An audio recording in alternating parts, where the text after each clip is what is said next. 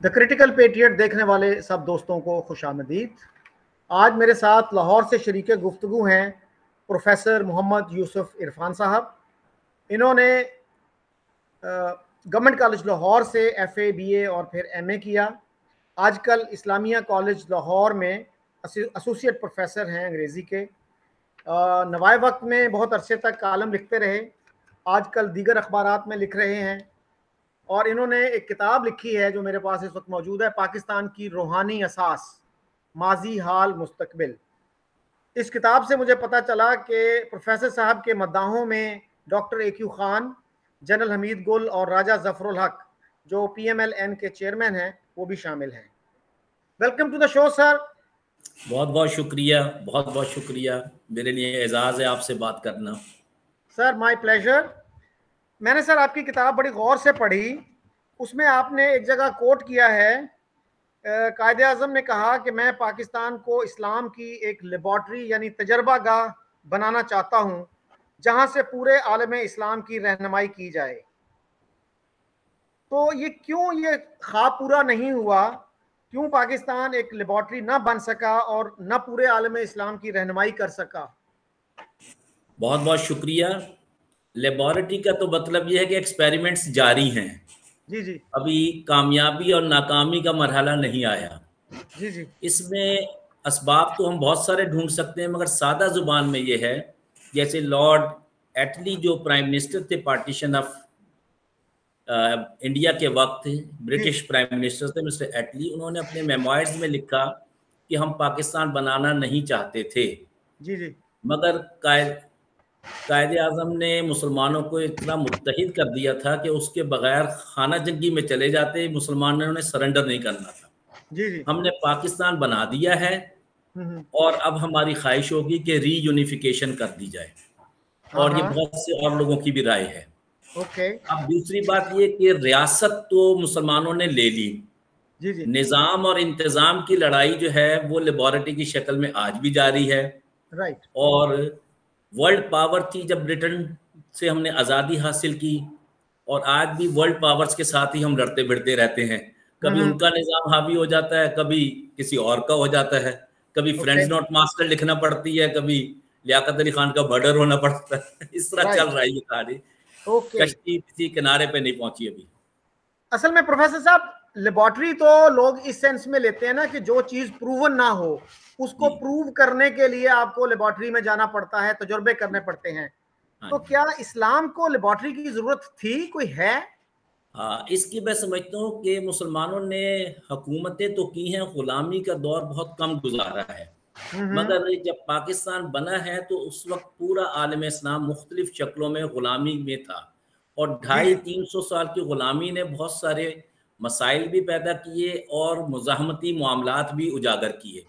अब उस मिली जुली खिचड़ी में एक रियासत का बनना, वो भी इस्लाम के नाम पर, ये एक मिरेकल से कम नहीं था। मगर ये है कि अब आगे इसको कैसे संभाला जाएगा। अब हम देखें तो कायदे आज़म जो थे ये भी ब्रिटिश एजुकेशनिस्ट थे, ब्रिटिश एजुकेशन में पले बड़े, एनवायरनमेंट में पले बड़े। अल्लामा इकबाल का भी यही हाल था। हत्ता कि डॉक्टर AQ खान जो हैं ये भी यूरोप ही के पढ़े हुए थे, यूरोप ही में जॉब करते थे। ये सब कुछ छोड़ कर आए जी, और अपने तय खिदमत करते रहे। मगर ये है कि कौमों की जिंदगी जो होती है वो 2-4 बरस की बात नहीं है, निस्फ सदी की भी बात नहीं है कि हफीज जलंधरी साहब के शेर से हम कह दें कि जी निस्फ सदी का किस्सा है, 2-4 बरस की बात नहीं। इसमें बरसों लगते हैं, और गुलामी के दौर की वजह से हमारी जहन जो है वो भी अभी मुकम्मल तौर पर निकला नहीं कि मगरबी निज़ाम तालीम हमारा आज ब्रिटिश दौर से ज़्यादा मजबूत है पाकिस्तान में, और एजुकेशन एक बुनियादी चीज़ है। तो क्यों हम इस एजुकेशन सिस्टम से जान नहीं छुड़ा सके? क्या आपके ख्याल में डिजायरेबल होगा कि हम उस सिस्टम को बिल्कुल छोड़ दें और नया कोई निज़ाम ले आएं? क्या कोई नया निज़ाम मौजूद है क्या सऊदी अरब में, ईरान में, अफगानिस्तान में? मैं यहाँ इस ज़िमन में एक बात मेरे जहन में है कि जब कौमों की तरक्की, तहजीब व तमद्दुन की तरक्की होती है या तालीम व तरबियत की, ये एक लॉन्ग ट्रेडिशन है, रिवायत है, और उस रिवायत के बगैर आगे बढ़ना बेवकूफ़ी होती है। अगर यूरोप के रेनेसांस से पहले डार्क एजिस में, मिडल एजिस में, इन्होंने यानी फ्रांस से, स्पेन से लाइट ली, तुर्की से ली और इलाकों से ली, तो तहजीब व तमद्दुन का गहवारा बना यूरोप। अब अगर हम ये कहें कि यूरोप से यकदम निकलकर हम अपना ही कोई निज़ाम निकालें, हमें यूरोप के, वेस्ट के निज़ाम को समझने के बाद अपने निज़ाम की खूबियां और खामियों को रिव्यू करना पड़ेगा, और वो पार्शली नहीं करना पड़ेगा, इम्पार्शली, ऑब्जेक्टिवली करना पड़ेगा। जैसे कि आपको भी पता है OA लेवल की जो बेसिक एजुकेशन है वो ऑब्जेक्टिविटी है, जिसमें क्रिएटिविटी भी जन्म लेती है, जिसमें क्रिटिकल एनालिसिस भी आ जाता है, उसमें फार साइटेड विजन भी आ जाता है। हम मगरिब से कटकर भी इस्लामी निज़ाम नहीं ला सकते, हमें उनकी खूबियां और अपनी ज़रूरतें इकट्ठा करके चलना पड़ेगा, मगर ये नहीं है कि हम निज़ाम उनके हवाले कर दें। निज़ाम रियासत का रहना चाहिए। ऑलराइट। अच्छा सर, ये बताइएगा कि बानी पाकिस्तान ने, अगर इस्लाम के लिए ये मुल्क बना, तो बानी पाकिस्तान ने एक हिंदू को वजीर कानून बना दिया। अगर इस्लामिक कानून चाहिए था तो फिर तो मौलाना शबीर अहमद उस्मानी एक अच्छे कैंडिडेट थे, बोल के बहुत अच्छे कैंडिडेट थे, और फिर उन्होंने वजारत खारजा जैसा अहम ओहदा जो है वो एक अहमदी को दे दिया। हमारे उलमा जो हैं वो कह रहे थे कि ये तो मुर्ताद हैं, ये तो काफिर हैं, ये तो गैर मुस्लिम हैं। तो ये क्या किया उन्होंने? मुझे आपके सवाल से बेहद खुशी हुई है, और जो आपने क्रिटिकल पैट्रियट नाम रखा है मुझे बहुत खुशी हुई है, क्योंकि ये वो सवालात हैं जिनको ओपनली डिस्कस करते हुए हिजाब आता है, इनहिबिशन होती है। मगर मैं यहाँ एक बात, दोनों बातों का जवाब दूंगा। जोगिंदर नाथ मंडल जो हैं ये हिंदू थे, हमारे लॉ मिनिस्टर बने, मगर जब तक आप इंडिया की सोशियो पॉलिटिकल कंपोजिशन नहीं समझेंगे तो जोगिंदर नाथ मंडल को भी नहीं समझेंगे। जी। इंडिया इस वक्त भी, जिसे आप भारत कहते हैं, ये हिंदू मेजॉरिटी एरिया नहीं है जी। ये एक ब्राह्मण स्टेट है। पब्लिक जो है, जो गैर ब्राह्मण है, जिसे गैर जाति का कहा जाता है, वो हिंदू नहीं है, हिंदू बनाए गए हैं। जैसा कि जोगिंदर नाथ मंडल के लीडर थे डॉक्टर बाबा साहब BR अम्बेडकर जी। इन्होंने सेपरेट इलेक्टोरेट के लिए राउंड टेबल कॉन्फ्रेंसिस के वक्त कायदे आजम से, अल्लामा इकबाल से और मदद ली मुसलमानों से कि आप तगड़े लोग हैं, अपनी आज़ादी की जंग कर रहे हैं, हम 4-5 हज़ार साल से गुलामी में अपना नाम भी भूल चुके हैं, मगर हमें ये पता है कि we are not Hindus, we are born in Hindu culture. ये जोगिंदर नाथ मंडल जो हैं बाबा साहब BR अम्बेडकर की पार्टी के थे, बंगाल से इलेक्ट हुए थे, और 1945 में बनारस में गालिबन ऑल इंडिया मुस्लिम लीग की कमेटी इजलास था, जिसमें एक साइड पर एक दलित और तामिल, इनसे मुस्लिम लीग ने एक अकॉर्ड किया था 1945 में, जिसका नाम था जिना पेरियार अम्बेडकर पॉलिटिकल अलायंस। ये उस अलायंस की बुनियाद पर कायदे आजम ने जोगिंदर नाथ मंडल को लॉ सेक्रेटरी बनाया, मगर आइन साज कमेटी का उन्हें नहीं बनाया, क्योंकि वो इस्लाम के माहिर नहीं थे। उसके लिए उन्होंने शबीर अहमद उस्मानी साहब को, ये अलग बात कि ब्रिटिश गवर्नमेंट और हिंदू गवर्नमेंट भारत ने इन्हें फर्स्ट लॉ मिनिस्टर बना दिया। डॉक्टर BR अम्बेडकर को इनकी वहां पर खूब चर्चल हुई, और इन्होंने इंडिया को एक आइन, सेकुलर डेमोक्रेटिक आइन दिया, और ये भी कहा कि इंडिया जब इससे हटेगा तो इंडिया का मुस्तकबिल तारीख हो जाएगा। ये जोगिंदर नाथ मंडल डॉक्टर बाबा साहब BR अम्बेडकर के नुमाइंदे थे, हिंदू नहीं थे, ये हिंदू कल्चर में पैदा होने वाले दलित थे। अब रहा दूसरा मामला कि जफरुल्लाह, उस वक्त तक कोई रियासत नहीं थी जिसने इन्हें काफिर तो कहते हैं, मुर्तद नहीं कहा। इस्लामिक टर्मिनोलॉजी में मुर्तद कहा जाता है। और वहां उस वक्त यानी कोई ऐसा कायदे, अल्लामा इकबाल ने बड़ा वाज़ेह तौर पर कहा कि भाई कादियानी मुसलमान नहीं है, traitor to Islam and state. इसी तरह और लोगों ने कहा, मगर ये इंडिविजुअल एफर्ट्स थी। सेकंड ये है कि जफरुल्लाह जो हैं ये ब्रिटिश गवर्नमेंट का एक तोहफा थे, क्योंकि इनका लॉन्ग एक्सपीरियंस था एडमिनिस्ट्रेटिव। ये यानी उससे पहले हमारे रेलवे मिनिस्टर भी रहे थे ब्रिटिश ईरा में। उन्होंने कहा कि जी इन्हें दे दिया जाए। ये कायदे आज़म ने अगर रख लिया था तो उसके बाद की जो तहरीरें हैं उसमें ये भी है, ख़ास तौर पे जब इन्होंने कहा कि जी मैं एक मुस्लिम स्टेट का गैर मुस्लिम फॉरेन मिनिस्टर हूँ, या गैर मुस्लिम स्टेट का मुस्लिम फॉरेन मिनिस्टर हूँ, मैं जनाजा भी नहीं पढ़ूंगा। ये बाद की बातें हैं, मगर बाज़ औक़ात तहरीरों में ये भी आता है कि कायदे आज़म ने जब ये यानी ग्रेव रियलिटी महसूस की तो कुछ करना चाहते थे, मगर उम्र ने और सेहत ने वफा ना की। मगर ये है कि इसका ये मतलब नहीं है कि अगर हमने जब ब्रिटिश गवर्नमेंट से रियासत हासिल की थी तो एडमिनिस्ट्रेशन जो थी वो सारी ब्रिटिश एडमिनिस्ट्रेशन थी। जैसे अजीज़ अहमद हैं, जिस तरह जी अहमद हैं, इसी तरह जफर हैं, इसी तरह और दीगर लोग, क्योंकि मैं नाम नहीं लूँगा क्योंकि बहुत से नाम ताहाल पर्दे में हैं, इनकी हकीकत लोगों को नहीं पता, तो उसको वाशिगाफ करना अच्छा नहीं है। अल्लामा इकबाल ने ये कहा था कि अहमदी जो हैं वो they are traitors to Islam and India. जी, तो इंडिया से क्या ट्रीजन की, उन्होंने क्या गद्दारी की थी? वो ये थी कि और हिंदुओं के लिए, इससे ये भी पता चलता है कि अल्लामा इकबाल को इंडिया का मफाद अजीज था, इसलिए उन्होंने कहा कि ये गद्दार है इंडिया के। हाँ, ये है अर्ली 30s की स्टेटमेंट है। और उस वक्त तक फकत एक इंडिपेंडेंट इस्लामिक स्टेट का कॉन्सेप्ट उन्होंने या डिमांड सामने लाए थे, उसका होना ना होना ये तो बाद की बात है। और उस वक्त इंडिया ही था, पाकिस्तान नहीं था। और यहाँ मैं एक और दिलचस्प बात आपके लिए लाऊं कि कायदे आजम और अल्लामा इकबाल ये दोनों का पसंदीदा लफ्ज पाकिस्तान नहीं है, वो मुस्लिम इंडिया और हिंदू इंडिया ये था। ये बुनियाद थी जिसमें दो कौमी नजरिए की भी इस तरह तरवीज की जरूरत ना पड़ती, लोगों को पता होता कि ये मुस्लिम मेजॉरिटी एरिया है, ये हिंदू मेजॉरिटी एरिया है, इस बेस पे डिवीजन हुई थी। और इसलिए लफ्ज इंडिया इस्तेमाल किया। और मैं नहीं समझता कि आइंदा आने वाले दौर में भी इंडिया का वर्ड अब रूल आउट कर सकेंगे हिस्ट्री से।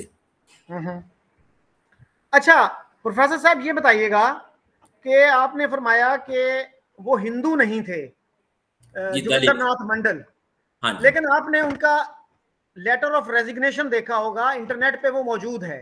जी जी, जिसमें उन्होंने कहा कि 10,000 हिंदुओं का कत्लेआम किया गया मशरकी पाकिस्तान में 1950 में, और मैं मिनिस्टर होते हुए भी कुछ ना कर सका, और पाकिस्तान में हिंदुओं का मुस्तकबिल जो है वो बहुत तारीख है, या तो उनको कन्वर्जन करनी पड़ेगी या उनकी लिक्विडेशन होगी। और वो यहाँ से छोड़कर इंडिया चले गए थे। जी जी, ये चीजें क्यों नहीं बताई जाती हमारे सिलेबस में, हमारे उर्दू अखबारात में, टीवी पे कभी जिक्र नहीं होता इन चीजों का? इसकी हकीकत ये है कि जब किसी ने नीयत बांध ली हो तो उसके यानी रीजन भी तलाश किए जाते हैं। आपको याद होगा कि जब सिसेशन ऑफ इंडिया पाकिस्तान हुई है, ईस्ट पाकिस्तान अलहदा हुआ है, तो उस वक्त एक यानी कबीले के हिंदू सरदार भी इलेक्ट हुए थे, और उन्होंने मरते दम तक पाकिस्तान से वफादारी निभाई थी, बांग्लादेश से नहीं। ये सियासी वजूहात बहुत सारी होती हैं। दूसरा ये है कि इन्होंने कहा कि जी कोई रिजॉल्व होना पड़ेगा, हिंदू मुस्लिम मामला रिजॉल्व होना चाहिए। इस ज़मन में मैं यानी इन्हीं के लीडर डॉक्टर B.R. अम्बेडकर की जो स्टेटमेंट्स एंड स्पीचेस हैं जो बम्बई से शाया हुई हैं, कोई 30 वॉल्यूम्स हैं, बड़ी मोटी मोटी, कोई 1,000 की, शायद आपकी नज़र से भी गुजरी हो। जी जी। उनसे इसी तरह एक बार सवाल किया गया कि what would be the religion of India in future, तो उन्होंने कैटेगोरिकली कहा कि the future religion of India is इस्लाम। फिर उसको एनालाइज किया कि हिंदू मत क्या है, सिख मत क्या है, बुद्ध मत क्या है, और ये कहा कि ये सारे यहीं के हैं, मगर बुद्ध जो तकरीबन 600-700 साल हुकूमत की, और डॉक्टर राधा कृष्णन जो प्रेसिडेंट थे इंडिया के और फिलोसोफर प्रेसिडेंट थे, उन्होंने ये कहा कि हमने बुद्धों को गले लगाकर ख़त्म कर दिया। अब बुद्ध जो है वो इंडिया में नहीं पाए जाते, इंडिया से बाहर पाए जाते हैं। अब उस वक्त डॉक्टर स्वामी जो थे, Swami Maharaja Tirath Maharaj, the menace of Hindu imperialism, उन्होंने अपनी किताब में लिखा कि फ़कत गले लगा के नहीं मारा, गले काट कर भी मारा गया, और बुद्धों की वो शनाख्त ख़त्म कर दी गई। और यहाँ से बुद्ध जो जन्मभूमि है बुद्ध मत की, वहाँ से बुद्ध ख़त्म हो गया, बुद्ध रिलीजन, और इर्द गिर्द पहाड़ों पे चला गया या नेबरिंग स्टेट्स में चला गया। इसी तरह सिख जो हैं, सिख पंजाब से बाहर नहीं जा सके आज तक, और सिखों की भी जो हालत है वो आपके सामने है। तो उन्होंने कहा कि ये दो रिलीजन जो हैं इनमें वो ताकत नहीं है, मगर ये इस्लाम जब से आया है इसने लोगों को इस कसीर तादाद में मुसलमान किया है, और उसमें जो ह्यूमन इक्वालिटी का कॉन्सेप्ट है ये एक बुनियाद है। यहाँ पर तो ह्यूमन राइट्स से सदियों पुराने हजार, ये दलित ही तकरीबन 4 से 5,000 साल पुराने महरूम इंसानी हुकूक से कौम है। और इनसे फिर काम भी ये ब्राह्मण लेते हैं और मुसलमानों के खिलाफ भी खड़ा करते हैं, ये मुसलमानों के हक में भी आते हैं। ये एक इंडिया जो है, ये एक पहले तो बड़ा सॉफ्ट लफ्ज इस्तेमाल होता था, कॉमनवेल्थ ऑफ स्टेट्स रिलीजन, ये, मगर अब ये है कि ये कॉमनवेल्थ नहीं रही, इसमें एक चीज जो है नस्ल परस्ती वो हावी होती जा रही है और वो कैपिटलिज्म की बुनियाद पर हो रही है। और ये चीजें क्या फ्यूचर इख्तियार करेंगी, प्रिडिक्शन जो है ये कबल अज़ वक्त होगी। मगर ये आपने, सॉरी फॉर इंटरप्शन, आपने एक हिंदू का जिक्र किया, मेरे ख्याल में वो हिंदू नहीं थे, राजा त्रिदेव रॉय की आप बात कर रहे हैं? राजा त्रिदेव राय, हाँ जी जी जी, वो बुद्धिस्ट थे। हाँ जी, वो मैं उनसे मिला भी, इस्लामाबाद में रहते थे वो, इधर ही उनका इंतकाल भी हुआ। हाँ जी। लेकिन सर मैं बात ये कर रहा हूँ, अच्छा, डॉक्टर बी आर अम्बेडकर जो है, ये भी मरने से 1 महीना पहले बुद्ध हो गए थे। जी, जबकि उन्होंने 30s में ये कहा था कि मैं तमाम, जब पूना एक्ट हुआ उससे पहले कम्युनल अवार्ड में जब इन्हें सेपरेट इलेक्टोरेट मिला था, तो इनसे वापस लेने के लिए हिंदुओं ने बहुत कोशिश की, कांग्रेस ने भी मरण व्रत भी रखा, गांधी ने। तो उन्हें पता था कि, इन्होंने कहा था कि अगर हमें तंग किया गया तो मैं करोड़ों दलित अछूतों के साथ मुसलमान हो जाऊंगा। अगर ये सूरत होती तो हिंदू माइन्यूट माइनॉरिटी में चले जाते, क्योंकि हिंदू की डेफिनेशन आज तक कोई भी नहीं कर सका। जी, आप बात जारी करें। अच्छा, अंबेडकर जो हैं, अंबेडकर ने तो हिंदुइज्म को भी क्रिटिसाइज किया, उन्होंने इस्लाम को भी क्रिटिसाइज किया। हाँ जी, किया जी, किया। अगर वो इस्लाम से इतने मुतासिर थे तो वो मुसलमान क्यों ना हुए, बुद्ध क्यों हो गए? एक तो ये सवाल है। और दूसरा सर ये बताइएगा कि बानिए पाकिस्तान ने जो 11 अगस्त को तकरीर की, जी जी, You may belong to any religion or caste or creed, that has nothing to do with the business of the state, and everybody will have equal rights. जी बिल्कुल सही। तो ये सेकुलरिज्म का अगर नहीं है विजन, तो किस चीज का विजन है ये? फिर हमारे उलमा ये कहते हैं, हमारे उलमा तो यहाँ तक कहते हैं कि इस्लामिक स्टेट में एक मुंशी भी नहीं रखा जा सकता गैर मुस्लिम। अच्छा, मैं यहाँ पर, यानी आपने 3 सवाल इकट्ठे कर दिए हैं, कोशिश करूंगा जितने याद रहे तरतीब से जवाब दे सकूं। पहला सवाल आपका डॉक्टर बी आर अम्बेडकर के हवाले से है कि उन्होंने इस्लाम क्यों नहीं कबूल किया। एक तो मैंने उनकी ऑप्शन बयान कर दी थी कि उन्होंने जब तंग आए तो उन्होंने कहा जी मैं अपने करोड़ों हिंदुओं के साथ, दलितों के छूतों के साथ इस्लाम कबूल कर लूंगा और मैं सेपरेट इलेक्टोरेट फोरगो नहीं करूंगा। इन्हें डराया भी गया, धमकाया भी गया। डॉक्टर अम्बेडकर के फॉलोअर्स के बारे में और रेस्पेक्ट के हवाले से कुलदीप नायर जो हैं, इनकी अपने यानी मज़ामीन में है कि he is more respected than Gandhi in South India. India की कंपोजिशन भी ऐसी है कि ये रियासतें हैं, ये एक रियासत नहीं है। खुद बी आर अम्बेडकर ने यह कहा था कि India is not a nation, it's a state of different deviant और नेशंस। इसे आप यूनाइटेड स्टेट्स ऑफ इंडिया कह सकते हैं, यूएसए की तरह। इसे वन नेशन नहीं कह सकते। दूसरा ये है कि जब इन्होंने मरण व्रत रखा और इनकी मिन्नतें की गई, इन्हें मारा गया, इन्हें डराया गया, इन्हें धमकाया गया, ललचाया गया, तो इन्होंने सरेंडर किया। और पूरा पैक्ट था जिसको वो बिट्रेयल, ग्रेट बिट्रेयल कहते हैं, दलित अछूत, उसका ये था कि ब्रिटिश गवर्नमेंट ने भी जब ये देखा कि हिंदू मेजॉरिटी जो है वो नहीं रहेगी, तो उसके बाद डॉक्टर अम्बेडकर जो हैं ये थ्रू आउट ब्रिटिश ईरा ये गवर्नमेंट के साथ मिनिस्टर रहे हैं, किसी न किसी शक्ल में एडवाइजर रहे हैं 47 तक, और ब्रिटिश गवर्नमेंट ने ही फिर इन्हें लॉ मिनिस्टर बना दिया, फर्स्ट लॉ मिनिस्टर। ये इन ओहदों में रहे। दूसरा ये है कि मिड 30s में इनकी जो वाइफ थी, जिनसे इनकी मोहब्बत थी, वो फौत हो गई। फिर इन्होंने कुछ अरसा जो था यानी तकलीफ में गुजारा। फिर एक लेडी डॉक्टर थी शारदा, उनसे शादी की, वो ब्राह्मण थी। तो इस तरह ये उस माहौल में रहे। मगर 45 में फिर इन्होंने मुसलमानों के साथ एक एग्रीमेंट किया और तमिलनाडु जो है स्वामी पेरियार, जो तमिल इलाके में सोक्रेटिस कहलाते हैं, तमिल लीडर्स और ये दलित लीडर, इन्होंने कायदे आज़म से कहा कि मुसलमान आज भी ताज़ा दम और ताकतवर पुरअज़्म कौम है, जहां ये अपनी आज़ादी के लिए जंग कर रहे हैं, तो हमें भी शामिल कर लें।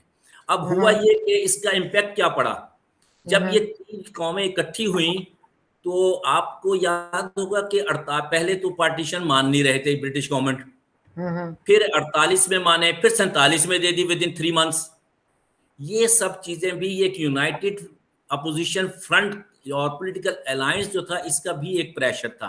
दूसरा पाकिस्तान बनने में दूसरा प्रेशर जो था वो रशियन इन्वेजन का फियर था, वो भी आप जानते हैं जी। और तीसरा ये था कि जर्मन इन्वेजन तो दूसरी साइड से है ना, रशिया भी तो एक इंपीरियलिस्टिक पावर थी ना, उसने भी नीचे ही आना था।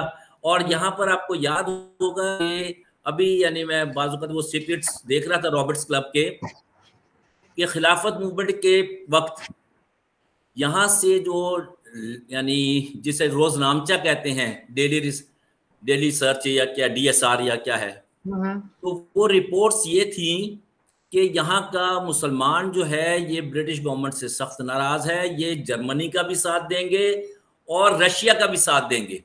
और आपको हैरानी होगी कि मेरे खुद उस्ताद मोहतरम प्रोफेसर मिर्जा मुनव्वर साहब ये रशिया में कम्युनिज्म की तालीम के लिए तैयार बैठे थे और ट्रेनिंग के लिए, और उस वक्त कोई तब्दीली आई तो ये उस तरफ ना जा सके। तो यहाँ पर उन्होंने फिर ये किया कि इसको चैनलाइज कर दिया जाए मुसलमानों के, यानी ब्रिटिश गवर्नमेंट ने कि इसे चैनलाइज कर देंगे और इन्हें एक आधा लीडर दे देंगे तो ये मैनेजेबल हो जाएंगे। फिर वो खिलाफत मूवमेंट का पस मंजर बना। खिलाफत मूवमेंट जो थी ये पाकिस्तान की तारीख में या इंडो पाक तारीख की एक माइलस्टोन है, और इसमें पहली बार हिंदू मुस्लिम यूनिटी आपको नजर आती है। और खिलाफत मूवमेंट एक खालिस मुसलमानों की एक मूवमेंट थी, मगर अल्लामा इकबाल शुरू में इसमें शामिल थे, बाद में हट गए। मैं यहाँ जिक्र नहीं करता कि वो क्यों हटे, वो रिसर्च आप भी कर सकते हैं, क्योंकि मैं नहीं चाहता कि इंटरव्यू में कोई ऐसी तल्ख बातें भी हों जो नहीं, आप ब्रीफली बता सकते हैं क्यों पीछे हट गए, वो कोई मसला नहीं। उनका एक जुमला था जो उन्होंने अपने भतीजे एजाज को लिखा कि लंदन में 2 अहले तशय्यो बैठे ये मूवमेंट चला रहे हैं, एक बंगाली थे, एक और थे जो मशहूर हैं आगा खान, और उन्होंने डिसोसिएट किया था इससे। और फिर ये अली बरादरान इसके लीडर से, इन्होंने गांधी को भी करीब लेकर आए। गांधी को जामिया मस्जिद दिल्ली में खिताब करने का मौका दिया गया, मगर जब मुसलमान लीडर सारे जेल में चले गए तो गांधी जी ने फौरन कहा कि मैं तो अहिंसा का प्रचारक हूँ, और वो चोरा चोरी के मौके में यानी अहिंसा को वायलेट किया गया है, लिहाजा मैं इस तहरीक को ख़त्म करता हूँ। और मुसलमान मंझधार में मारे गए। और उसके बाद बड़ी ही दिलचस्प बात आप देखिए कि महासभा जो थी कांग्रेस की एक पार्टी, मदन मोहन मालवीय 4 बार उसके प्रेसिडेंट रहे हैं, वो RSS जो सितंबर 1925 में बनी थी उसके पैटर्न थे। और उसके बाद फिर शुद्धि और संगठन तहरीकें चली। RSS भी उस वक्त चली थी। RSS के भी 2 विंग थे, एक मिलिटेंट विंग था, एक दूसरा वेलफेयर विंग था। फिर इसका संघ परिवार ने भी जन्म लिया। ये हमारी तारीख जो है ना मुख्तलिफ यानी गहराइयों में छुपी हुई है, इसे रिकनेक्ट करना, रिव्यू करना in detail we need to. और who will do it? It's not ये एक इंडिविजुअल फर्द नहीं कर सकता, ये कलेक्टिव वर्क है, क्योंकि जो लोग अपने रिवायत से कटते हैं वो दुनिया से हट जाते हैं। हमें ये नहीं है कि हमने मारना है। मुसलमानों ने हमेशा गैर मुस्लिमों पे हुकूमत की है। दिल्ली भी मुसलमानों का बसाया हुआ शहर है, दिल्ली आज भी मुस्लिम माइनॉरिटी एरिया है। कन्वर्शन जो है वो कभी भी ला इकराहा फिद्दीन कंपल्सरी या कंपल्शन नहीं होती, फ्री हैंड दिया जाता है, जैसे कि हजरत कायद आजम ने ये 11 अगस्त की स्पीच में कहा। अब ये 11 अगस्त की स्पीच जो है, सेकुलरिज्म को अगर आप सेकुलर यानी फिलोसॉफिकल टर्म में देखें तो सेकुलर का माना एक ऑब्जेक्टिव अप्रोच है। ऑब्जेक्टिव अप्रोच इस्लाम की बुनियाद है, मगर सेकुलर का लफ्ज मुरव्वज जो इतना गलतुल आम है कि उससे एंटी रिलीजन माना लिया जाता है। अगर एंटी रिलीजन माना लिया जाता तो कायदे आज़म ये कहते हैं कि आज से हिंदू मत को यहाँ पे रहने की इजाजत नहीं, हिंदुओं को रहने की इजाजत नहीं, क्रिश्चियंस को रहने की इजाजत नहीं। उन्होंने नहीं कहा, उन्होंने कहा कि जितने हैं यहाँ पे आज़ाद हैं। अब ये कि जो मुस्लिम मेजॉरिटी में हैं और जहाँ इन्होंने कहा कि कुरान और सुन्नत के मुताबिक निज़ाम नाफिज किया जाएगा, जिसकी बुनियाद पर मुआशी निज़ाम की आज़ादी के लिए स्टेट बैंक को डेवलप किया। अमेरिका का कोई स्टेट बैंक नहीं है, USSR का कोई स्टेट बैंक नहीं है, ब्रिटिश गवर्नमेंट का कोई स्टेट बैंक नहीं है। बैंक ऑफ इंग्लैंड जो है वो भी प्राइवेट सेक्टर का था, अब वो शेयर किया जाता है गवर्नमेंट के साथ। और ये भी वेलफेयर ऑर्गेनाइजेशन के तौर पर जन्म लिया था, मगर कायदे आज़म ने गुलामी के बाद रियासत का एक बैंक जो बैतुल माल के कॉन्सेप्ट से लिया गया था, उसको इस्लामी निज़ाम को नफाज कर लिए। डॉक्टर असद मशहूर मारूफ जो नौ मुस्लिम थे उनको भी इसमें शामिल किया गया। तो स्टेट बैंक को इस बाने में, और उसमें उन्होंने लिखा कि हम नहीं चाहते कि मगरबी निज़ाम मईशत यहाँ नाफिज हो, हम अपने खोए हुए निज़ाम को रिवाइव करना चाहते हैं। मगर बदकिस्मती से जहाँ रियासत मिली, निज़ाम का इंतज़ाम हमारा फ्री नहीं है, जो आज भी हम जिस अजाब में मुब्तला है। दूसरा ये कि सेकुलर होना जो है, मसलन पहली रियासत मदीना बनी, उसका भी कॉन्सेप्ट था मिसाक मदीना। क्या वहाँ पे हिंदू नहीं, वहाँ हिंदू तो खैर नहीं, वहाँ पर क्या यहूदी नहीं थे, क्या ईसाई नहीं थे? बीइंग सिटीजन उन पर यह लागू किया गया कि जो मदीना स्टेट पे हमला करेगा उसको यूनाइटेडली कन्फ्रंट किया जाएगा, फेस किया जाएगा, उस चैलेंज को कबूल किया जाएगा। यहाँ पर भी सब माइनॉरिटीज हों या मेजॉरिटी हो, पाकिस्तान सबका है और सब अपने दीनी अक़दार या दीनी किताबों के हवाले से आज़ादी के साथ वक्त गुजार सकते हैं। मगर ये नहीं है कि एक अक़लियत दूसरी अक़लियत के मामलात में इंटरफेयर करे। और फिर यह है कि पाकिस्तान में टोटल माइनॉरिटी जो है वो अराउंड 3% है। 1.8 जो हैं वो गालिबन हिंदू हैं, 1.7 जो हैं वो क्रिश्चियंस हैं, और इसी तरह फिर 0 कुछ इस तरह चलते हैं। अब जहाँ ये सूरत हाल हो, वहाँ फिर यह है कि हमने पाकिस्तान बनने के बाद एक बहुत बड़ा जो काम किया, जो एक कह लीजिए कि रियासत को कमज़ोर करने का सबब बना, वो ये था कि जब पाकिस्तान बना था तो एक उम्मत का तस्वुर था। वरना पाकिस्तान का वोट जो है 45 और 46 में तमाम यूनाइटेड इंडिया के मुसलमान जो यूपी में रहे, खा दक्खन में रहे, खा बंगाल में थे, ये बिहार में थे, आसाम में थे, सब ने पाकिस्तान के हक में वोट दिया 100%। और 45-46 के इलेक्शन जो रेफरेंडम बाद में भी हुआ, उन्होंने भी पाकिस्तान के हक में दिया। जबकि पंजाब में यूनिटिस्ट गवर्नमेंट थी, और यूनिटिस्ट गवर्नमेंट जो थी वो एक अलायंस था नॉन मुस्लिम्स के साथ। अब ये एक उम्मत का तस्वुर था, और कायदे आज़म ने ख़ास तौर पर कहा कि पाकिस्तान को उम्मत के तस्वुर के साथ लेके चलें, वरना आप पंजाबी हो जाएंगे, वरना आप बंगाली हो जाएंगे, वरना आप फलां हो जाएंगे। जिसकी एक छोटी सी मिसाल है कि तहरीक पाकिस्तान का शोला कैसे जन्म लिया। वो उर्दू हिंदी ज़ुबान का झगड़ा था, और उसमें अब ये कि जब पाकिस्तान बंगाल बन गया तो बंगाल में कायदे आज़म ने उर्दू नाफिज करना चाहिए। भाई ऑल इंडिया मुस्लिम लीग तो बंगाल से शुरू हुई है। फिर सेकंड ये है कि बंगाली ज़ुबान, बंगाली अदब, बंगाली कल्चर क्या फ़कत वो ईस्ट पाकिस्तान में पाया जाता था, इंडियन बंगाल में नहीं पाया जाता था? वहाँ तो ऐसी कोई मूवमेंट नहीं थी, वहाँ अब भी कोई मूवमेंट नहीं है। तो ये है कि हमें यानी रवैयों के धारे जो हैं जहाँ से जन्म ले रहे हैं उनको भी थोड़ा सा डीपली स्टडी करना चाहिए। जी प्रोफेसर साहब, बात यह है जो 11 अगस्त वाली तकरीर है वो बड़ी बड़ी अहम तकरीर है, और उसको यहाँ पे बहुत इजीली डिसमिस कर दिया जाता है। और यह मकबूल जान साहब जो हैं वो उन्होंने तो यहाँ तक कह दिया कि ये तकरीर की ही नहीं गई, ये तो फॉर्जरी है।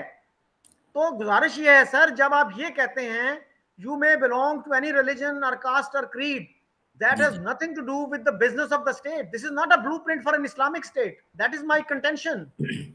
हाँ, अब ये जो है कि एक हिस्टोरियन इसको रद्द कर रहा है या एक हिस्टोरियन इसको अपहोल्ड कर रहा है।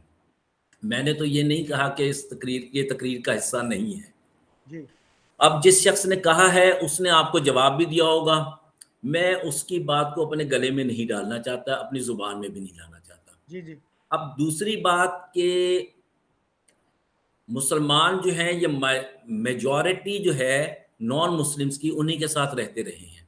जी जी। यहाँ पर तो चंद लोग आए थे, सैयदोटे कितने होंगे सैयद जो यहाँ पर आए होंगे। अब चौधरी हैं या कोई जाट है, कोई बाजवा है, कोई तरीन है, कोई शेख है, ये तो सब यहीं की पैदावार है। खुद औरंगजेब का आप हाल देखिए, औरंगजेब जो हैं इनकी यानी जिसे कह लेंगे ग्रैंड मदर जो है वो जोधाबाई हैं जी। फिर आप देखिए कि मुमताज़ महल जो हैं ये ईरान की आई हुई हैं, मीर जुमला उनके सगे मामू थे। अब यहाँ पर एक चीज़ ने जिसने जन्म लिया वो मुस्लिम ट्रेडिशन थी और वो सबसे मिलकर बनी थी। कायदे आज़म ने उस ट्रेडिशन की बुनियाद पर पाकिस्तान बनाया था। अब दूसरी बात कि भाई यहाँ पर आप माइनॉरिटीज के साथ सख्ती करें, या ये कि इसको आप लफ्ज को निकाल दें। जैसे कि मैंने कहा कि इसकी फिलोसॉफिकल टर्म जो है, फिलोसॉफिकल मीनिंग जो है वो इम्पार्शियलिटी है, ऑब्जेक्टिविटी है। मगर क्योंकि इतना गलत इस्तेमाल इस लफ्ज़ का किया गया है कि अगर मैं भी इस्तेमाल करूं तो शायद यानी लोग नाराज हो जाएं कि भाई सेकुलर माना तो ये चल रहा है। अब दूसरी बात कि मुसलमानों में टॉलरेंस है कि नहीं, ये बेसिकली बात तो टॉलरेंस की है ना, जी। रवादारी की है। अब मैं 3 मिसालें देता हूँ। एक मिसाल तो दिल्ली की, कि दिल्ली आज भी मुस्लिम माइनॉरिटी एरिया है। जी। दूसरी सारा ईस्ट यूरोप, जिसमें ये आज यूक्रेन का मसला भी चल रहा है, वो भी क्या ये कई सौ साल उस्मानी खिलाफत का हिस्सा रहा कि नहीं। बॉस्निया एक छोटी सी आबादी थी, जरा सी आज़ादी मिली, उन्होंने जिनको शायद कलमा भी नहीं आता होगा, फकत ये कि वो नाम के मुसलमान थे, सब साफ कर दी। मेरा ख्याल हम दूर दूर निकल गए हैं सर, थोड़ा सा अगर हम फोकस रखें, because time is also time is limited also.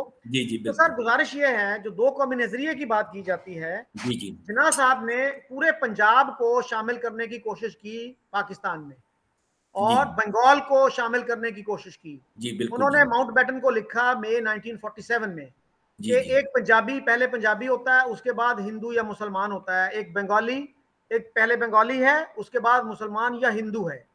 तो ये तो टू नेशन थ्योरी को दफन करने के मुतरादिफ है बात। यानी आप ऑल इंडिया लेवल पे हिंदुओं के साथ नहीं रहना चाहते, लेकिन पंजाब और बंगाल में उनके साथ रहना चाहते हैं या उनको अपने अंडर रखना चाहते हैं।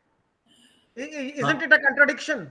मैं यहाँ एक बात कि जब ये कैबिनेट मिशन भी आया है तो 3 यूनिट बनाए गए थे। जी जी। एक ये पाकिस्तान का यूनाइटेड पंजाब के साथ था, एक यूनाइटेड बंगाल के साथ था, जिसमें आसाम, बिहार और मौजूदा इंडियन बंगाल भी शामिल था, और ये बहुत बड़ी रियासत है जी। अब जिस वक्त यानी आपका ये नेहरू रिपोर्ट आई है और कायदे आज़म के 14 पॉइंट्स आए हैं, तो उसमें कायदे आज़म ने एक बात बड़ी वाज़ेह तौर पर कही थी कि कभी भी प्रोविंशियल बाउंड्री फ्रंटियर्स को फ्रेम करते हुए मुस्लिम मेजॉरिटी एरिया जो है वो माइनॉरिटी में कन्वर्ट नहीं किया जाएगा। ये उसका पॉइंट नंबर 6 है। कायदे आज़म इस तरह आशना थे। अब जब ये हैफ हैजर्ड यानी पार्टीशन की गई कि 3 जून को ऐलान किया जाता है, उससे पहले 48 कहा जा रहा है, फिर 47 कर दिया गया, और 3 महीने की डिवीजन जो है उससे पहले बहुत तल्ख बात है मैं जो मैं करने जा रहा हूँ कि ब्रिटिश एडमिनिस्ट्रेशन थी जो इंडो पाक में यानी काम कर रही थी। यहाँ पर लाहौर डिवीजन में सियालकोट सेक्टर भी था। एक उनके ब्रिटिश जूनियर यानी ऑफिसर थे इंडिया के MM अहमद, उन्हें out of the way promote करके लाहौर में DC लगा दिया गया। ये बंगाल ये भी इनके पास था, सियालकोट सेक्टर भी।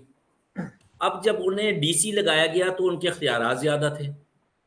इसी तरह बंगाल में 1 साल पहले अजीज़ अहमद साहब को यूनाइटेड बंगाल का DC लगा दिया गया, रेवेन्यू भी उनके हवाले कर दिया गया, और उस वक्त ब्रिटिश गवर्नमेंट ने ये चाहा कि प्रोविंशियल डिवीजन भी हम आबादी के लिहाज से करें, और फिर यही अजीज़ अहमद चीफ सेक्रेटरी बन गए यानी ईस्ट पाकिस्तान के। अजीज़ अहमद भी यहाँ पर करता धरता रहे हैं। अब ये जो है ये एडमिनिस्ट्रेटिव इश्यूज हैं जिसमें ब्रिटिश गवर्नमेंट ने चाहा, जैसे कि हडसन की किताब है ग्रेट डिवाइड, उसमें उन्होंने कहा कि हमने अमरे मजबूरी एक तरफ महल कामिल किया है इंडिया का, और दूसरी तरफ हमने एक कैंप और टेंट बनाया है जिसको जब चाहें दबोच लें। इसमें मुझे एक बड़ी दिलचस्प बात याद आ रही है गांधी की। उनसे एक फॉरेन यानी मेरे कह लें जर्नलिस्ट ने सवाल किया कि मुसलमान तादाद में इतने थोड़े हैं, बिखरे हुए हैं, और अगर इस वक्त पागल हो गए हैं तो आप इन्हें रियासत दे दें, इंडिया एक बहुत बड़ी ताकत है, इंडियन मिलिट्री माइट है, सारा कुछ है, जब चाहें इसे दबोच लें, जब आंखें दिखाएं तो गांधी जी ने कहा जी आपकी बात तो बड़ी सादा है, मगर तुम मुसलमानों की तारीख नहीं जानते। अगर ये पाकिस्तान बनता है तो ये मौजूदा जो हमारा इस वक्त पाकिस्तान है, इसके पीछे अफगानिस्तान से लेकर सेंट्रल एशिया तक मुस्लिम बेल्ट है, अगर आप कराची से चलते हैं तो पीछे मिडिल ईस्ट सारा मुस्लिम है, ये टर्की तक मुस्लिम बेल्ट है और उधर मोरक्को तक। अगर पाकिस्तान की बैक पर इस तरह की मुस्लिम बेल्ट्स मौजूद होंगी तो इसको ख़त्म करना मुश्किल होगा। ये सारी बातें उस वक्त भी लोगों के जहन में थी, मगर उसके बावजूद कायद आज़म ने कहा कि मुझे आज़ाद रियासत चाहिए और ये अपनी इस्लामी रिवायत, खोई हुई रिवायत की रोशन रिवायत में दोबारा इसका एहया कर देंगे। ये एक कॉन्सेप्ट था। अच्छा प्रोफेसर साहब, आपने चौधरी खलीकुज़्ज़मान की पाथवे टू पाकिस्तान भी देखी होगी। जी जी बिल्कुल। उसमें उन्होंने लिखा है कि जिन्ना साहब जब आ रहे थे आखिरी दफा दिल्ली से कराची, तो उन्होंने कहा कि एक फाइनल अपना फेयरवेल मीटिंग करें जो मुस्लिम लीग की अवेलेबल हैं। उस मीटिंग में रिजवानुल्लाह साहब जो एक ऑफिस बेरर थे यूपी मुस्लिम लीग के, उन्होंने टेढ़े सवाल करना शुरू कर दिए कि हम तो बहुत आगे आगे थे, अब हमारा क्या बनेगा। तो उस पे वो कहते हैं कि मैंने जिन्ना साहब को कभी इतना परेशान नहीं देखा जितना उस वक्त देखा। और मेरे ख्याल में ये उस गुफ्तगू का नतीजा था कि उन्होंने आते ही 2 कौमी नजरिए को खैरबाद कह दिया 11 अगस्त की जब तकरीर की। अच्छा, ये है कि 11 अगस्त की तकरीर जो है ये 2 कौमी नजरिए को खैरबाद कहना नहीं है। मैं इस ज़मन में 2 बातें आपके इल्म में लाना चाहूँगा। एक बात तो ये है कि एक खलीकुज़्ज़मान साहब कलकत्ता वाले भी थे और 3 जून के प्लान के बाद वहाँ मौलाना अबुल कलाम आज़ाद और कायद आज़म की उनके घर पर एक मुलाकात मैनेज की गई। और ये बात मौलाना अबुल कलाम आज़ाद जो हैं इन्होंने भी कही जो आपने रिजवान साहब के हवाले से कही है, और कहा कि कायद आज़म आपने ज़्यादती की है, मुसलमानों को 3 हिस्सों में बांट दिया है और जो रह गए हैं उनको आपने हिंदुओं के हवाले कर दिया है। तो कायद आज़म ने जवाब दिया कि ब्रिटिश गवर्नमेंट जो है ये इंडिया में नहीं रह सकती, इसको रिहेबिलिटेशन या री एस्टेब्लिशमेंट के लिए सब गोरों को वापस जाना है, बल्कि यहाँ से भी लोगों को लेके जाएंगे। ये जीत के हारे हैं सेकंड वर्ल्ड वॉर, इन्होंने यहाँ नहीं स्टे करना। डेमोक्रेटिक रू जो वेस्टर्न डेमोक्रेसी है उसकी रू से हिंदू सदाबहार मेजॉरिटी है। अब इस मौके पे मैंने इस्लाम के नाम पर आपको एक टुकड़ा लेके दिया है। ये टुकड़ा जो है यहाँ आप अपनी रिवायत के मुताबिक मजबूत हो जाएं। फैसला अल्टीमेटली डायलॉग से होगा या वॉर से होगा, जिसे वो कहते थे कि अमन कैसे कायम होगा। तो कायद आज़म का बड़ा प्यारा जुमला था, if you want piece prepare for war. अगर आप अपने हक के लिए कायम हैं और सरेंडर नहीं करेंगे तो जंग नहीं होगी। अब दूसरी बात कि और फिर अबुल कलाम आज़ाद जो थे ये खड़े हो गए, गले लगाया, और आपको याद होगा कि एक बार ये पाकिस्तान से गुजर रहे थे तो उन्होंने ब्रेक जर्नी करके कायद आज़म के मज़ार पर हाज़िरी भी दी। ये तहरीर जो है मियाँ ज़फ़ीर अहमद जो कराची के राइटर थे और उन्होंने नवाए वक्त में भी लिखा, भी बहुत सारी किताबों में और जगह भी ये कहानी आई है, ये मैं उस हवाले से बयान कर रहा हूँ। अब दूसरा जो सवाल था अगर वो थोड़ा सा आप रिपीट कर दें तो मैं उसका भी जवाब दे दूं, इस वक्त जहन से निकल रहा है मेरी। चले मेरे ख्याल थोड़ा सा हम आगे चलते हैं। आपकी किताब में यह भी लिखा हुआ है कि सोहरवर्दी ने बाज़ाब्ता गुंडे इकट्ठे किए और कलकत्ता के हिंदू जनसंघियों और आरएसएस का मुकाबला किया। पाकिस्तान बना तो ये गुंडे मशरकी पाकिस्तान मुंतकिल हो गए। एक प्राइम मिनिस्टर का या चीफ मिनिस्टर का क्या काम है गुंडे इकट्ठे करना? ये यानी पाकिस्तान बनने के बाद की बात आप बयान कर रहे हैं या उससे पहले की जब सिलेट और ये आपने लिखा है कि उसमें उन्होंने गुंडे इकट्ठे किए और फिर जब पाकिस्तान बन गया तो वो मशरकी पाकिस्तान मुंतकिल हो गए गुंडे। अच्छा, ये मैंने किताब लिखी है, मुझे इसके मंदरजात भी याद हैं। अगर ये मुमकिन हो सके तो उस सफ़े के हिसाब से मुझे अगर आप ये बयान कर दें तो मेरे जहन में ज़रा वाज़े हो जाएगा। मुझे नहीं याद पड़ता कि मैंने इस तरह की कोई चीज़ लिखी हो। मैं अपनी तहरीर में ऐसी चीज़ नहीं लिखता, ना ऐसी ज़ुबान इस्तेमाल करता हूँ। बहरहाल ये पेज है इसका 188। चलें आइंदा आगे चलते हैं जी। आपने एक ये भी लिखा है कि अफगानिस्तान में मुजाहिद तालिबान की इस्लामी हुकूमत ने कुरान और सुन्नत पर मबनी इस्लामी निज़ाम को अपने सारे खद्दो खाल के साथ नाफिज किया था। तो क्या वाकई वो इस्लामी निज़ाम था और क्या वो एक मॉडल है एक मॉडर्न इस्लामिक स्टेट के लिए जो कुछ मुल्ला उमर ने और उनके साथियों ने किया?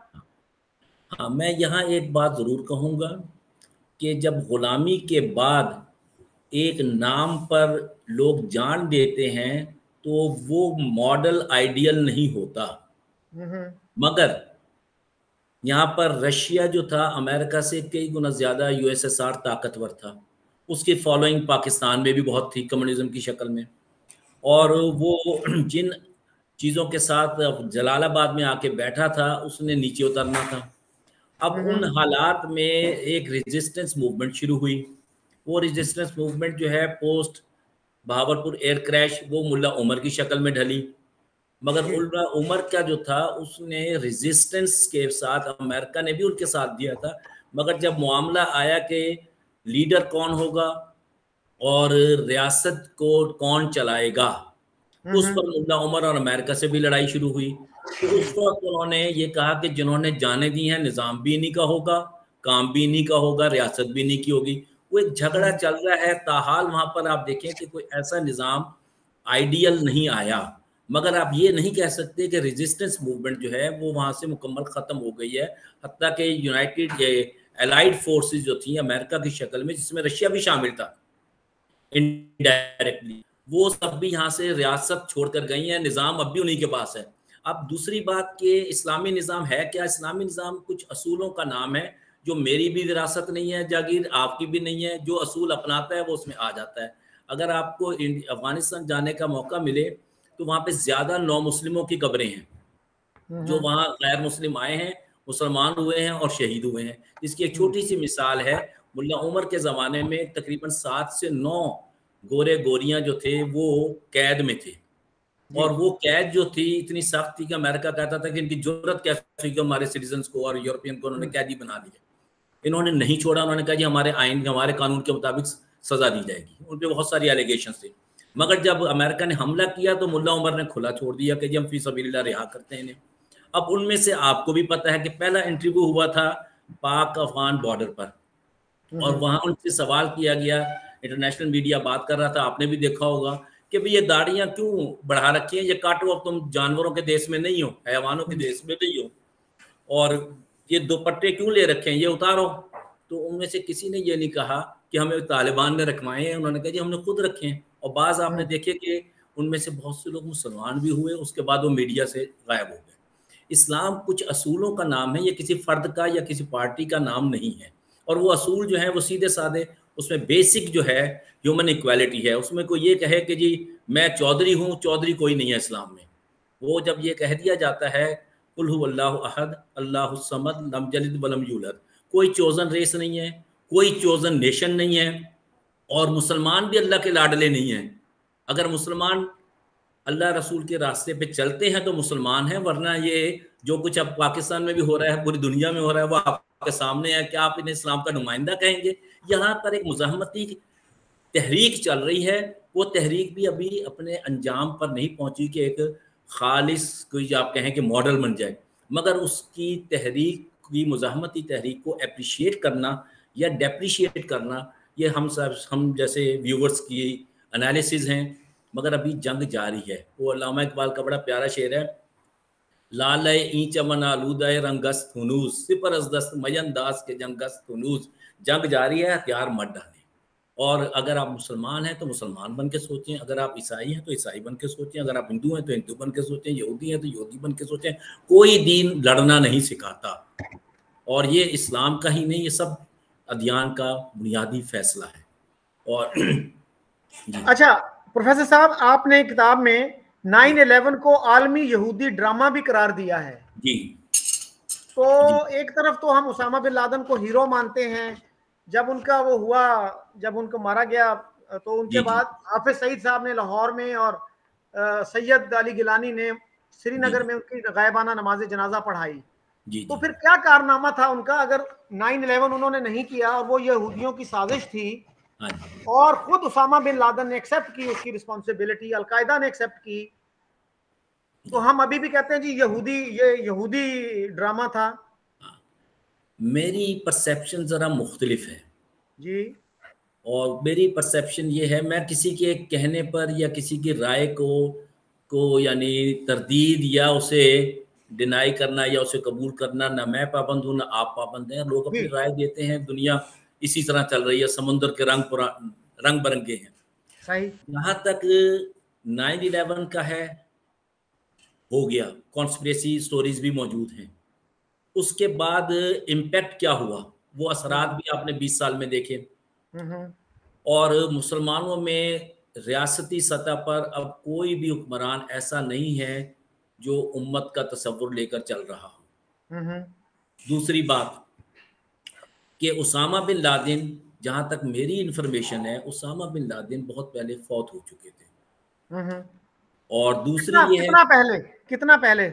ये चंद साल पहले, ये क्योंकि बहुत साल, ये नहीं है कि 10 साल पहले, 10 साल पहले नहीं, मैं एबटाबाद से पहले, एबटाबाद से पहले हो चुके थे। एबटाबाद जो है काकोल एकेडमी से चंद फासले पर ये एक सेफ हाउस था जो जॉइंट एक्टिविटी के लिए इस्तेमाल हो रहा था अप्रूवल के बाद, वरना काकोल से चंद यानी थोड़े फासले पर इस तरह की एक्टिविटी हो सकती है। हमारी बदकिस्मती ये है कि हमारे हाथी के दांत देखने के कुछ और दिखाने के कुछ, खाने के कुछ, दिखाने के कुछ। और पाकिस्तान एक ऐसा मुल्क है, बल्कि पूरी दुनिया ही में, आप भी यानी मीडिया से रिलेटेड हैं, एक है इंफॉर्मेशन, एक है मिस इन्फॉर्मेशन, एक है डिस इन्फॉर्मेशन, एक है अल्ट्रा इन्फॉर्मेशन, एक है पता नहीं क्या क्या इंफॉर्मेशन के नाम है।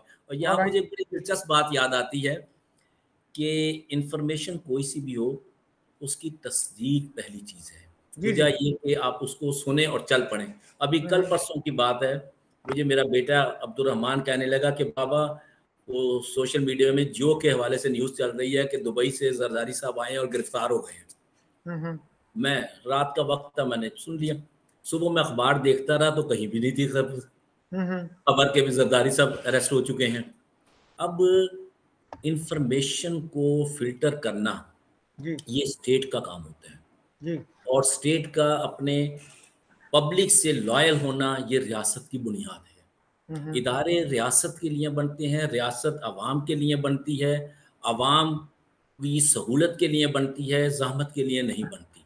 सही। ये वो चीज़ें हैं जो मीडिया के ज़रिए इस वक्त जो चीज़ें फैलाई गई हैं, उसमें थोड़ी सी रिसर्च का, ऑथेंटिसिटी का पहलू ज़रूर लाना चाहिए। जी, आपके सवाल। जी प्रोफेसर साहब, इसमें ये आप कह रहे हैं कि वो एबटाबाद से पहले इंतकाल कर चुके थे, उसकी एविडेंस क्या है? Do you have any solid evidence for that? इसीलिए मैंने यही कहा कि मेरी इंफॉर्मेशन के मुताबिक जी ये, हाँ, मेरी जो इंफॉर्मेशन है नहीं, चलें, एक गलत ये भी हो हो गया, सकती है। लेकिन 9/11 को आप कहते हैं यहूदी ड्रामा। जी, वो कैसे यहूदी ड्रामा है? ये इसको आप देखें, कॉन्स्पिरेसी स्टोरीज और बुक्स आपने भी पढ़ी हैं, ये नहीं हो सकता कि आपने नहीं पढ़ी, क्योंकि आप वेल रेड आदमी हैं और बड़े ब्रॉड माइंडेड आदमी हैं। 9/11 की कंस्पिरेसी थ्योरीज पे I have written also. Broad minded हैं आप आदमी हैं।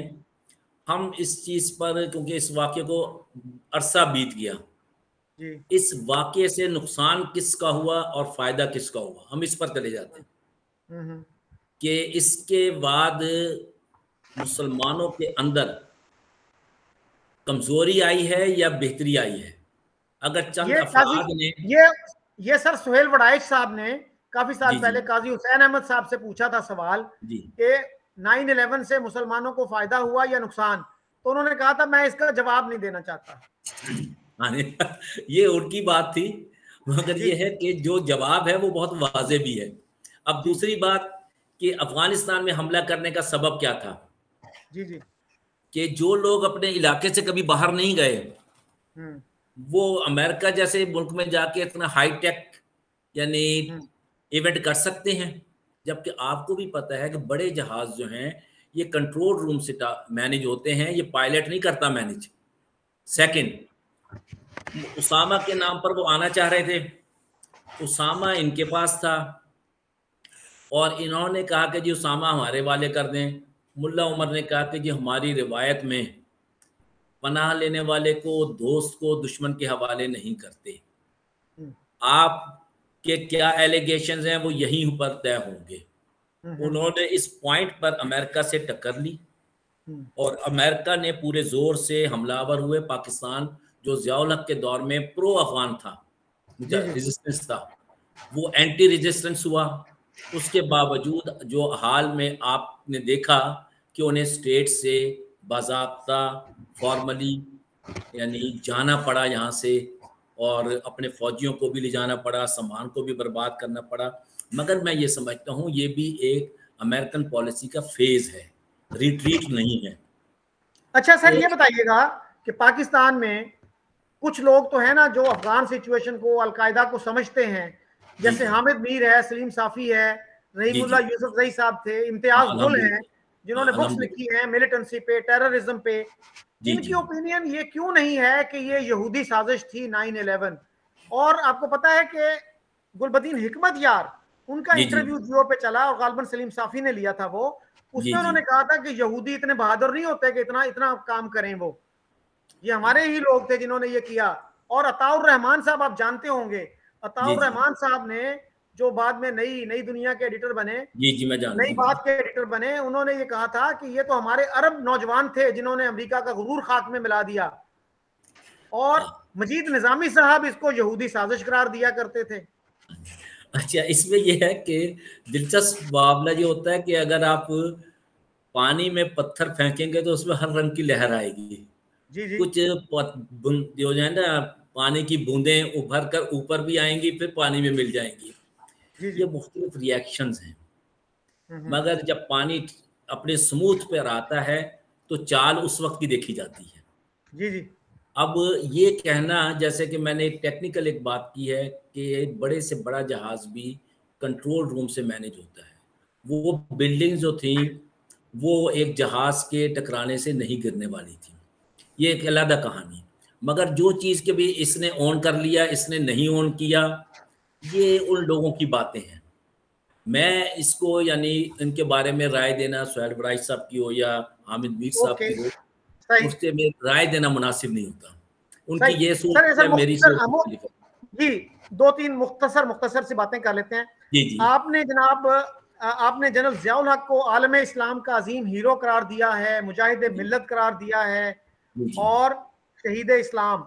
आपने जी जी लिखा कि वो शहीद इस्लाम मोहतरम जनरल मोहम्मद ज़ियाउल हक की ख्वाहिश थी कि मरने से पहले भारत से 1971 की लड़ाई का बदला ले लें। जी जी।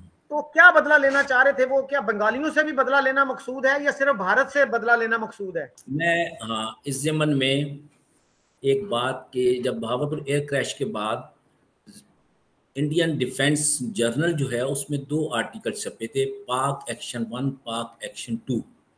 जी जी। उसमें ये सारी तफसील लिखी गई थी कि इंडिया के साथ और कश्मीर के साथ जंग का क्या तरीक़ाकार होगा।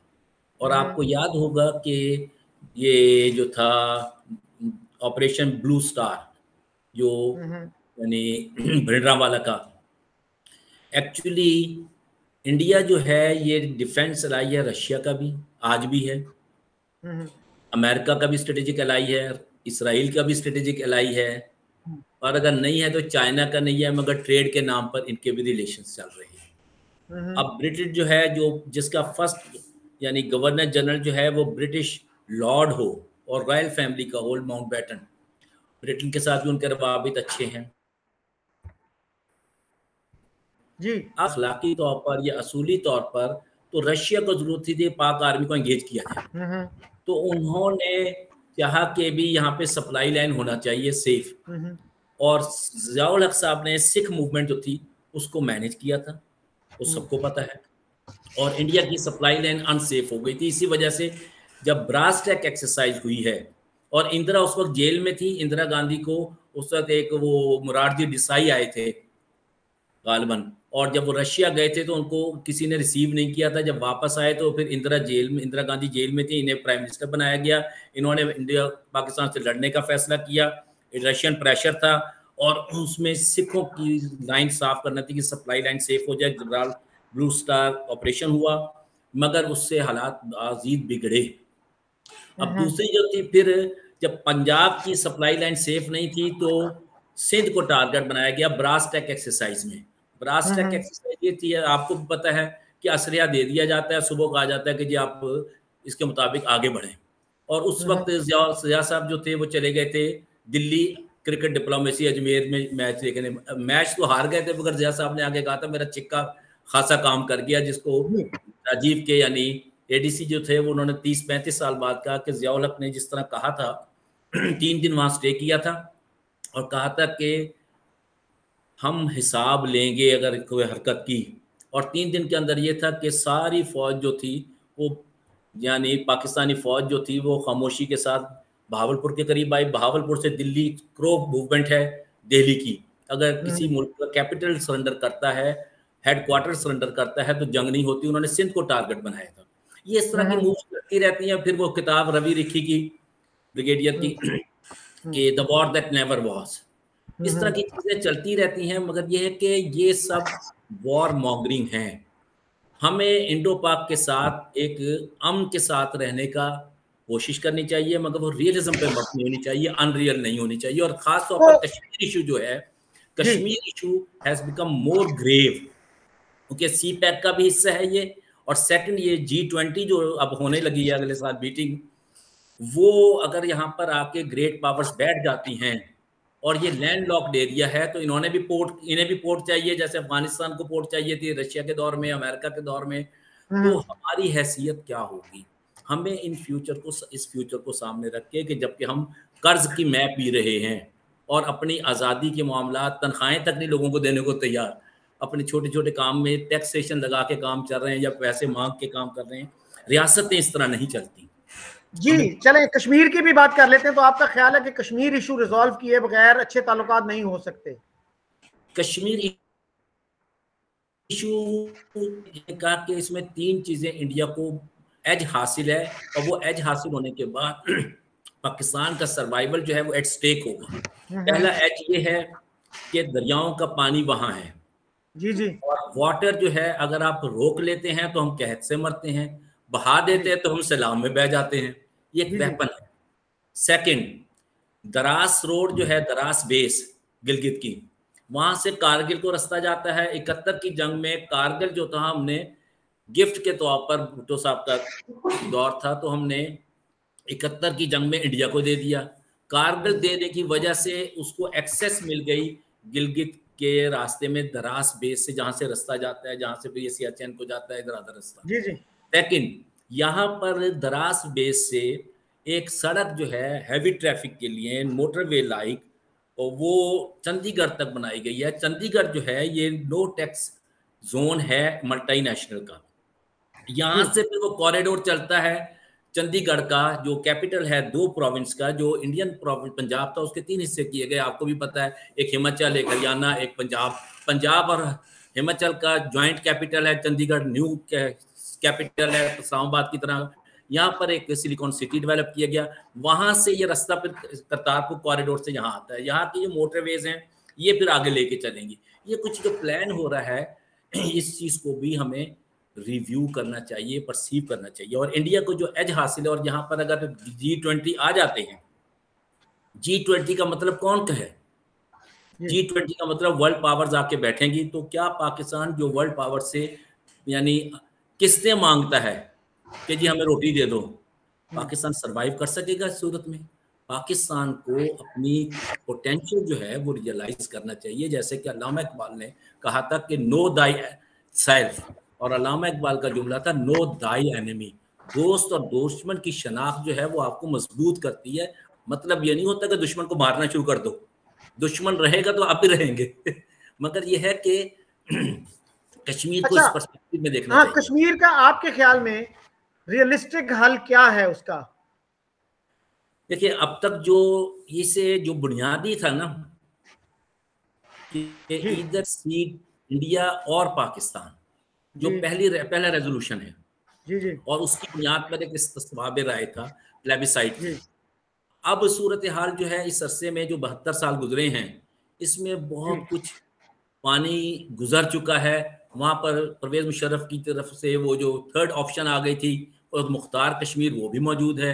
फिर अगर आप ये देखें कि वहां पर जो अभी यानी वो स्पेशल स्टेटस खत्म किया गया है, फिर जम्मू में और श्रीनगर में इसराइल जो है वो कश्मीर वॉर का, वहां पर उनकी फौजें भी मौजूद हैं, स्ट्रेटेजिक यानी उनकी पॉलिसी भी चल रही है। अगर ये सब चीजें यहाँ पर आती हैं तो पाकिस्तान का सर्वाइवल, मैं समझता हूँ इन फ्यूचर वो बड़ा मुश्किल होगा। और उसमें इसराइल को तस्लीम किए बगैर भी हम नहीं चल सकेंगे, क्योंकि अगर यहाँ पर अगर इसराइल आके बैठता है और उसे यहाँ पर इस्लामाबाद में एम्बेसी नहीं मिलती, और एम्बेसी नहीं मिलती तो वो चीज़ों को कैसे स्मूथली मैनेज करेगा। तो पाकिस्तान को इनडायरेक्टली, ये मैं ये नहीं कहता कि दो कौमी नज़रिया या इस तरह का नज़रिया, मैं ये समझता हूँ कि पाकिस्तान को अपने ट्रेडिशन से वाबस्ता रहना चाहिए, अपनी एक अलहदा शनाख्त जो थी वो बहाल रखनी चाहिए, और पाकिस्तान को स्टेबल स्ट्रॉन्ग नेशन के तौर पर इसे यहाँ पर रूलर्स मिलने चाहिए। सब आएँ मगर इजाज़त से आएँ, बगैर इजाज़त ड्रोन ना उड़ाते फिरें। ये है मेरा मतलब। प्रोफेसर साहब, कश्मीर के मेरे ख्याल में अवाम को बेसिक फैक्ट्स नहीं बताए जाते और उनको ऐसे लगता है कि ट्रक की बत्ती के पीछे लगा दिया गया है। बिल्कुल ठीक है। मसलन जूनागढ़ की एक्सेशन पाकिस्तान ने कबूल की। जी जी। और जिसकी कोई मॉरल पोजीशन कुछ नहीं थी, कोई अथॉरिटी नहीं थी, उसका कोई लॉजिकल जवाब नहीं था। जी जी। और हमारे जो फॉर्मर एम्बेसडर हैं शाहिद अमीन, उन्होंने ये लिखा भी कि जूनागढ़ की एक्सेशन कबूल करके हमने बहुत बड़ी गलती की और कश्मीर पर हमारा मौकफ इरोड हो गया उससे जी। और उसके बाद भी अभी नवाए वक्त में भी सर 2013 में एक आर्टिकल छपा था, I can send it to you, colonel Sikandar Baloch का। जी मैं जानता हूँ जी। तो उन्होंने ये लिखा कि सबसे जो हमने गलतियां की उनकी उन्होंने पूरी लिस्ट गिनवाई कि सबसे बड़ी जो गलती थी ट्राइबल इन्वेजन था, जिसकी वजह से कश्मीर का इल्हाक इंडिया के साथ हुआ। जी। और इसके बावजूद सरदार पटेल ने ऑफर की कि आप जूनागढ़ उसको हैदराबाद दक्कन से दस्तबरदार हो जाएं, कश्मीर ले लें। सरदार शौकत हयात ने ये लिखा है कि मैं लियाकत अली खान के पास गया, मैंने कहा जी ये अच्छी ऑफर है, ये आप एक्सेप्ट कर लें। तो उन्होंने कहा शौकत तुम मुझे पागल समझते हो, हैदराबाद दक्कन जो पंजाब से बड़ी रियासत है उसको मैं छोड़ के कश्मीर की चंद पहाड़ियां ले लूं। तो ये हमारी हिस्ट्री है जो हम आवाम से छुपाने की कोशिश करते रहते हैं। मैं इसमें चाहूँगा कि हम थोड़ा सा फैक्ट्स की तरफ रहें तो ज़्यादा बेहतर है। हिस्ट्री पे असेसमेंट यानी कमेंट करना जो होता है ये पार्ट ऑफ द फैक्ट्स है। आपने परसीव कैसे किया, सिलेक्टिव होती है परसेप्शन। जी जी।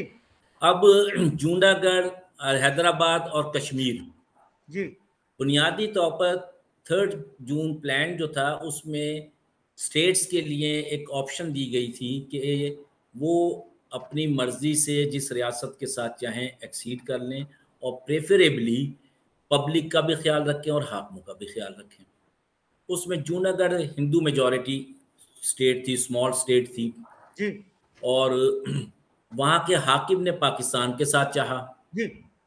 और ये उस वक्त जो हालात थे उसमें पाकिस्तान जो था वो इस छोटे से इलाके के लिए जंग के लिए तैयार नहीं था। जी। सेकंड ये है कि हैदराबाद ने इंडिपेंडेंट रहना पसंद किया, मगर उसने जब 72 करोड़ हमारा 75 करोड़ का एसेट जो था वो जब नहीं मिला तो यही हैदराबाद था, यही मेमन बरादरी थी और दीगर मुस्लिम उमारात थे जिन्होंने यानी 75 करोड़ के से कई गुना ज़्यादा with in a month Pakistan के अकाउंट्स में शिफ्ट किए और गांधी जी ने मरण व्रत रखा कि जी वो पैसे दे दो और अपने ही एक ब्राह्मण के हाथों मारे गए कि इतनी भी हमदर्दी क्यों की गई। सेकंड, अब कश्मीर का जो इशू और ये जो थी ऑप्शन पटेल की, ये पटेल की नहीं थी, ये डॉक्टर BR अम्बेडकर ने अपनी किताब में वाज़ेह तौर पर लिखा कि जो 3 जून का प्लान है उसको फेयरली लेके चलो। अगर मुस्लिम मेजॉरिटी कश्मीर है तो ये मुसलमानों ही पाकिस्तान ही को दें और ये रियासत हिंदुओं के इंडिया के गिर्द पेट में है, इसको हम ले लेते हैं और कश्मीर पर लड़ाई मत करो। ये डॉक्टर BR अम्बेडकर का था जिसे पटेल ने यहाँ कन्वे किया इस सूरत में और यहाँ पे राइटर्स ने उसे अफोर्ड किया और कैरी किया। अब तीसरी बात कि कश्मीर की अहमियत क्या है। कश्मीर की अहमियत को मद्देनजर रख के जैसा कि अभी मैंने 3-4 पॉइंट्स बताए हैं उन्हीं को कायदे आज़म की परसेप्शन जो है फार साइटेड, उसमें यह था कि कायदे आज़म ने कहा कि ये शाहरग है, जॉगुलर वेन ऑफ पाकिस्तान। अब कश्मीर की मूवमेंट पाकिस्तान मूवमेंट से भी पुरानी है और यहाँ पर जो मूवमेंट थी आपके पता है कि कश्मीर एक्शन कमेटी भी थी, उसी ने फिर यहाँ पर कादियानी और लामा इकबाल का झगड़ा शुरू किया था। इससे पहले भी मूवमेंट थी और उन मूवमेंट में डोगरा जो है, यहाँ पर एक और दिलचस्प पहलू जो है, डोगरा के शाही तबीब और मुआलिज और एजुकेशनिस्ट वो हकीम नूरुद्दीन थे और हकीम नूरुद्दीन ने वहाँ पर जो तहरीक कादियान चलाई थी वो इतनी एक्टिव थी कि जब कश्मीर एक्शन कमेटी बनाई गई तो कश्मीर एक्शन कमेटी के लोगों ने कायदे आज़म जो उसके प्रेसिडेंट थे उनसे कहा कि बशीरुद्दीन महमूद साहब जो हैं ये पहले कादियानी बनाते हैं फिर खिदमत करते हैं। ये कौन सी इस्लाम की खिदमत है?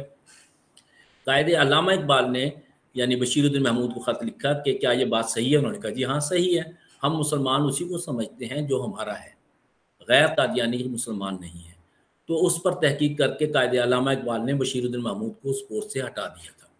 अब वो पस मंज़र था जो कादियानी और अल्लामा इकबाल का झगड़ा शुरू हुआ, मैं इस पर भी नहीं जाता, मगर ये है कि कायदे आज़म ने इसकी अहमियत को महसूस करते हुए जनरल ग्रेसी से कहा कि आप हमला करें।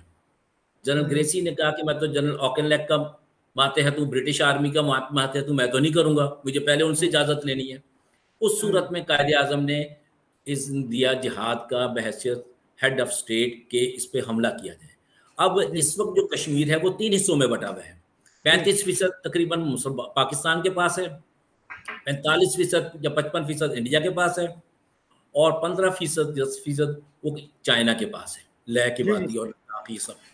अब कश्मीर के लिए ये चाइना के पास कैसे गया? चाइना के पास वो 72 का हमारा रिकॉर्ड भी है ना, हमने खुद भी एक्सेस दिया उन्हें। और चाइना का जो है, चाइना का सी पैक भी क्रिटिकली यहीं से गुजरता है, उसके आगे हमें क्या बेनिफिट होंगे वो अलग बात है। मगर ये कि दरी सूरत कबायलियों के बारे में, उनकी राय के बारे में, उनके हमले के बारे में, उनके अप्रोचेस के बारे में, मोडालिटी के बारे में हर शख्स राय रखता है। कर्नल बलोच साहब भी रखते हैं और भी लोग रखते हैं। मगर क्या 35% का इलाका नहीं लिया? क्या ये पूरा इलाका फतह होने के खौफ से इंडिया और ब्रिटेन यूएनओ के पास नहीं गए?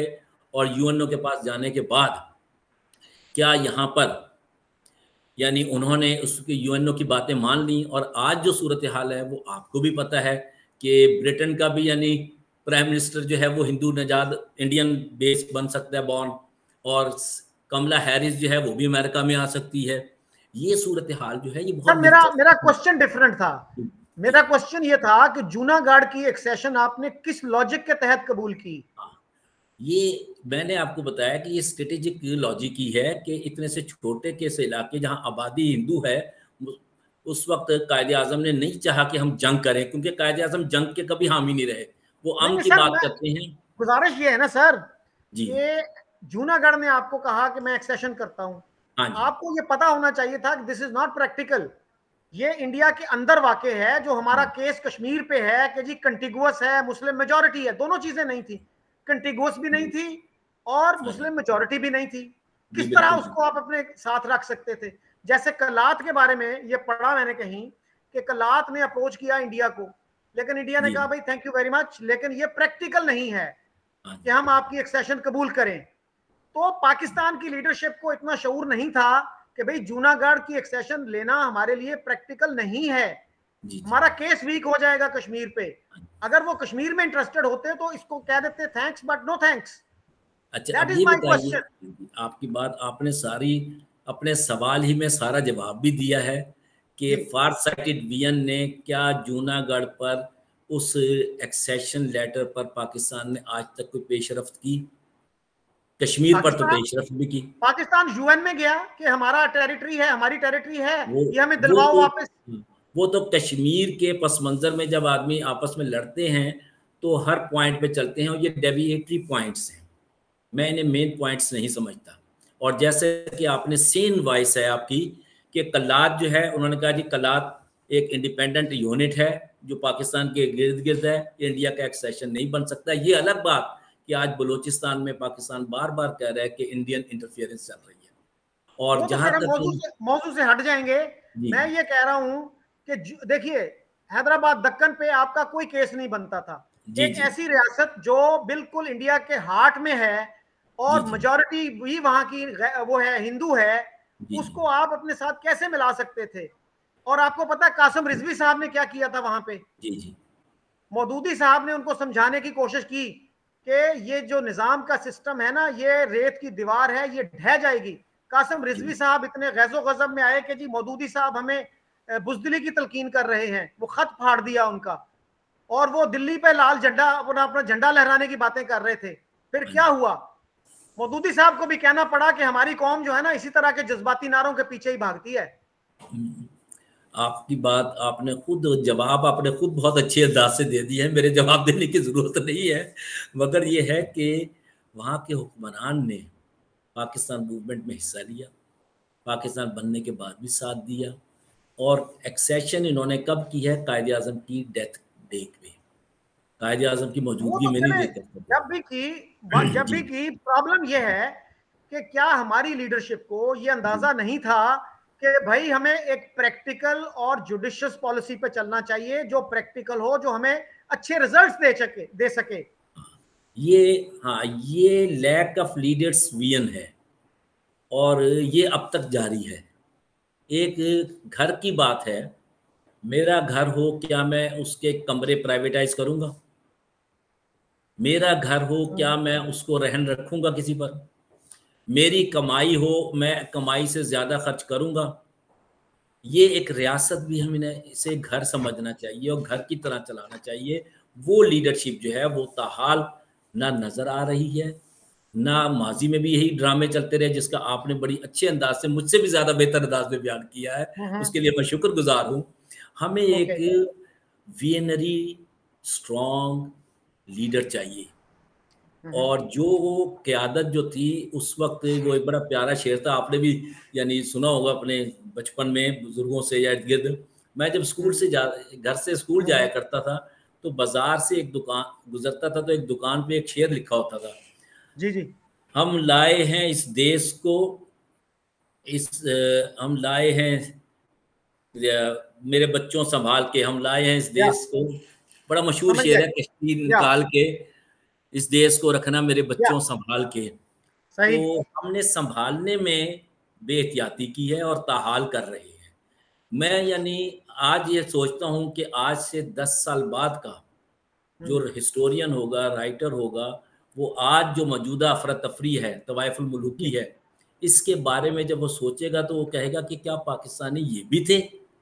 कहाँ 47 की मूवमेंट, कहाँ आज ये कौमों की ज़िंदगी में आते रहते हैं। मगर जैसे कि आपने भी वेस्टर्न हिस्ट्री पढ़ी है, फिलोसफर्स अक्सर व बेशतर की राय ये है कि अगर एक फ़र्द मिल जाए तो कौम को ऊपर ले जाता है, और एक गलत फ़र्द मिल जाए तो कौम को नीचे ले आता है। हमें जी सर। मर्द कार की ज़रूरत है, और अच्छा मर्द सर। कार जी जी। रियलिज़्म पे मबनी होता है। All right. अच्छा सर, आपने बात की कि इस्लाम इक्वालिटी की बात करता है, तो जी, सर जी। हमारा जो 1973 का आइन है, जी, जी। वो एक तरफ तो इक्वालिटी ऑफ सिटीजनशिप की बात करता है, और जी, जी। साथ ही जो स्टेट के most important, most prestigious offices हैं, जी, जी। प्रेसिडेंट और प्राइम मिनिस्टर, उसके जी, लिए जी। तमाम नॉन मुस्लिम्स को डिस्क्वालीफाई कर देता है। व्हाट हाँ। Kind of equality is this? अच्छा, ये आप इसमें ये देखिए कि पाकिस्तान की पॉपुलेशन रिलीजियस वाइज क्या है। Sir it is a matter of principle, चाहे 1% है या 10 लोग हैं, हाँ। प्रिंसिपल क्या है कि भाई इक्वालिटी है। ये नहीं हो सकता अब कि आप अगर 2% है तो आपकी इक्वालिटी नहीं है, आप 10% है तो इक्वालिटी है, या 20% है तो अब इक्वालिटी है। हाँ, आपकी बात बिल्कुल बजा। प्राइम मिनिस्टर, प्रेसिडेंट और आर्मी चीफ, जी ये 3 ओहदे जो हैं ये सिलेक्टिव ओहदे हैं। जी जी इसके बरक्स एडमिनिस्ट्रेटिव ओहदे देखें तो जस्टिस कॉर्नेलियस यहाँ रहे हैं, जी चंगिंदर नाथ मंडल यहाँ रहे हैं, और भगवान दास यहाँ रहे हैं, चीफ जस्टिस ही रहे हैं। और इस तरह की अगर हम, जहाँ तक पब्लिक प्रमोशन का ताल्लुक है, वो इक्वल रही है। सिलेक्टिव पोस्ट जो हैं उसमें सिलेक्टिव ये हैं। इसको यानी अगर आप ये चाहें कि ये सिलेक्टिव ना रहें, तो आप ज़रा एक लम्हे के लिए तसव्वुर तो कीजिए कि अगर यहाँ पर रंजीत सिंह की हुकूमत कायम कर दी जाए तो क्या वो चल सकेगी? थोड़ा सा रियलिटी तो देखनी चाहिए ना, कि क्या वो रंजीत सिंह की हुकूमत कायम रह सकेगी यहाँ? प्रोफेसर साहब, बात यह है कि प्रैक्टिकली मुमकिन ही नहीं है कि कोई नॉन मुस्लिम प्रेसिडेंट बन जाए, प्राइम मिनिस्टर बन जाए, जो माहौल है। जी, लेकिन जी। आपको आइन में लिखने की जरूरत नहीं है ये। आपने पूरी दुनिया में अपनी पोजीशन खराब की है ये लिखकर कि आपका आइन कंट्राडिक्शन से भरा पड़ा है। एक तरफ आप इक्वालिटी की बात करते हैं, दूसरे हाथ से वही इक्वालिटी वापस ले लेते हैं। अब यहाँ जो है, मैं आपकी बात जो है एपरेंटली ये इसी तरह है, मगर पाकिस्तान की जो यानी कंपोजिशन है, सोशियो पॉलिटिकल या रिलीजियो कंपोजिशन जो है, रिलीजियस कंपोजिशन, वो कम्युनल है। पाकिस्तान के इनहेरेंट इंटरनल इश्यूज ऐसे हैं जो बाहर लोगों को समझ में नहीं आ सकते। और मैं उनकी तफसील में नहीं जाऊंगा क्योंकि being Pakistani you know each and everything, और बाहर वालों को आसानी से समझ में नहीं आनी ये चीज़ें जो सर हैं। इसके बरक्स अगर आप देखें कि अगर मुग़ल थे यहाँ पर या कोई मुसलमान हुक्मरान रहे हैं, यहाँ पर तो मुट्ठी भर थे जिसको हम बहुत बुरा भला कहते हैं। मसलन आप गौरी को देख लें, गौरी ने पृथ्वीराज को शिकस्त दी और पृथ्वीराज की औलाद ही को अजमेर का फिर हाकिम बना दिया। गजनवी आया है, उसने सारे ओहदे यहीं पर रखे हैं। अब वहाँ पर मुसलमान तो आटे में नमक के बराबर भी नहीं थे, उसने लोकल लोग आबादी जो थी उसके मुताबिक उन्हीं के हीरो रखे। यहाँ पर भी अगर ये एनमिटी की फजा खत्म होगी तो बहुत कुछ संभर जाएगा, सुधर जाएगा। मैं ये चाह कि यकदम आप करेंगे तो शायद लड़ाइयाँ झगड़े हों। गुजारिश ये है, एकदम की बात नहीं है, ये आइन तो 73 में बना था और आपके बकौल ये बहुत ही एक सेकुलर आदमी था जिसने ये आइन बनाया और वो बहुत लिबरल भी था। तो what kind of liberalism was that कि आप एक हाथ से इक्वालिटी प्रॉमिस कर रहे हैं और दूसरे हाथ से उसको छीन रहे हैं। और बाकी दुनिया को ये बातें समझ में आती हैं सर। हम पूरी दुनिया पे क्रिटिसिज्म करते हैं कि वहां ये हो गया, वहां ये हो गया, इंडिया में ये ज्यादती हो गई, इंडिया में वो ज्यादती हो गई, और हम 2 चीफ जस्टिस जो बने हैं नॉन मुस्लिम, उनको ही दिन रात परेड कराते हैं कि जी कर्नेलियस भी बन गए थे और भगवान दास भी बन गए थे। सर इंडिया में तो प्रेसिडेंट भी रहे हैं, चीफ जस्टिस भी रहे हैं, आईबी का चीफ भी मुसलमान रहा है, फिर भी हम मुतमईन नहीं होते कि आपने इक्वल राइट्स नहीं दिए हुए। मुझे अच्छी तरह याद है कि नसीरुद्दीन शाह से मारूफ एक्टर हैं, इनसे जब बात की जाती थी कि भाई हिंदुस्तान में, इंडिया में मुसलमानों ने वैसे गंद डाल रखा है, इक्वालिटी भी है, प्रमोशन भी है, मेरा भाई जो है वो मेजर जनरल है, अगर वो यानी क्रेडिट पे या क्वालिटी पे या मेरिट पे ना होता तो तरक्की कैसे करता। हम मुसलमानों ही में नक्स है। आज नसीरुद्दीन शाह की क्या स्टांस उनका भाई सर लेफ्टिनेंट जनरल था, मेजर जनरल नहीं था। जी। आज नसीरुद्दीन शाह की क्या अप्रोच है? आज क्या अप्रोच है सर?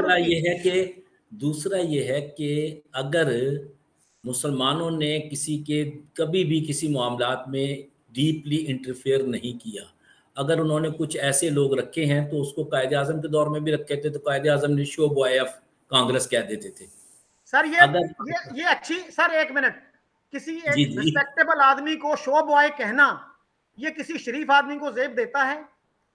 आपकी बात बिल्कुल बजा, जेब नहीं देता, मगर अगर कोई शरीफ आदमी जो है वो छुपाए, क्या छुपाया था उन्होंने सर? क्या छुपाया था सर? जब उन्होंने कांग्रेस का अब्दुल कलाम आजाद को भी प्रेसिडेंट बनाया, जी, और उससे उन्होंने क्या इमेज दिया था कि कांग्रेस जो है ये मुसलमानों की भी जमात है, लिहाजा मुस्लिम लीग की कोई हैसियत नहीं है। तो सर इसमें क्या जुर्म किया उन्होंने? उनके नॉन हिंदूज रहे हैं ना प्रेसिडेंट? जी रहे हैं, मगर अब्दुल कलाम आजाद तो एक पाकिस्तान एक इंडिपेंडेंट इस्लामिक स्टेट नहीं बना सके, मुस्लिम लीग ने बनाई। ये फर्क है परफॉर्मेंस में। सर इस्लामिक स्टेट वाला भी बड़ी डिबेटेबल है बात कि कितना इस्लामिक है कितना नहीं है।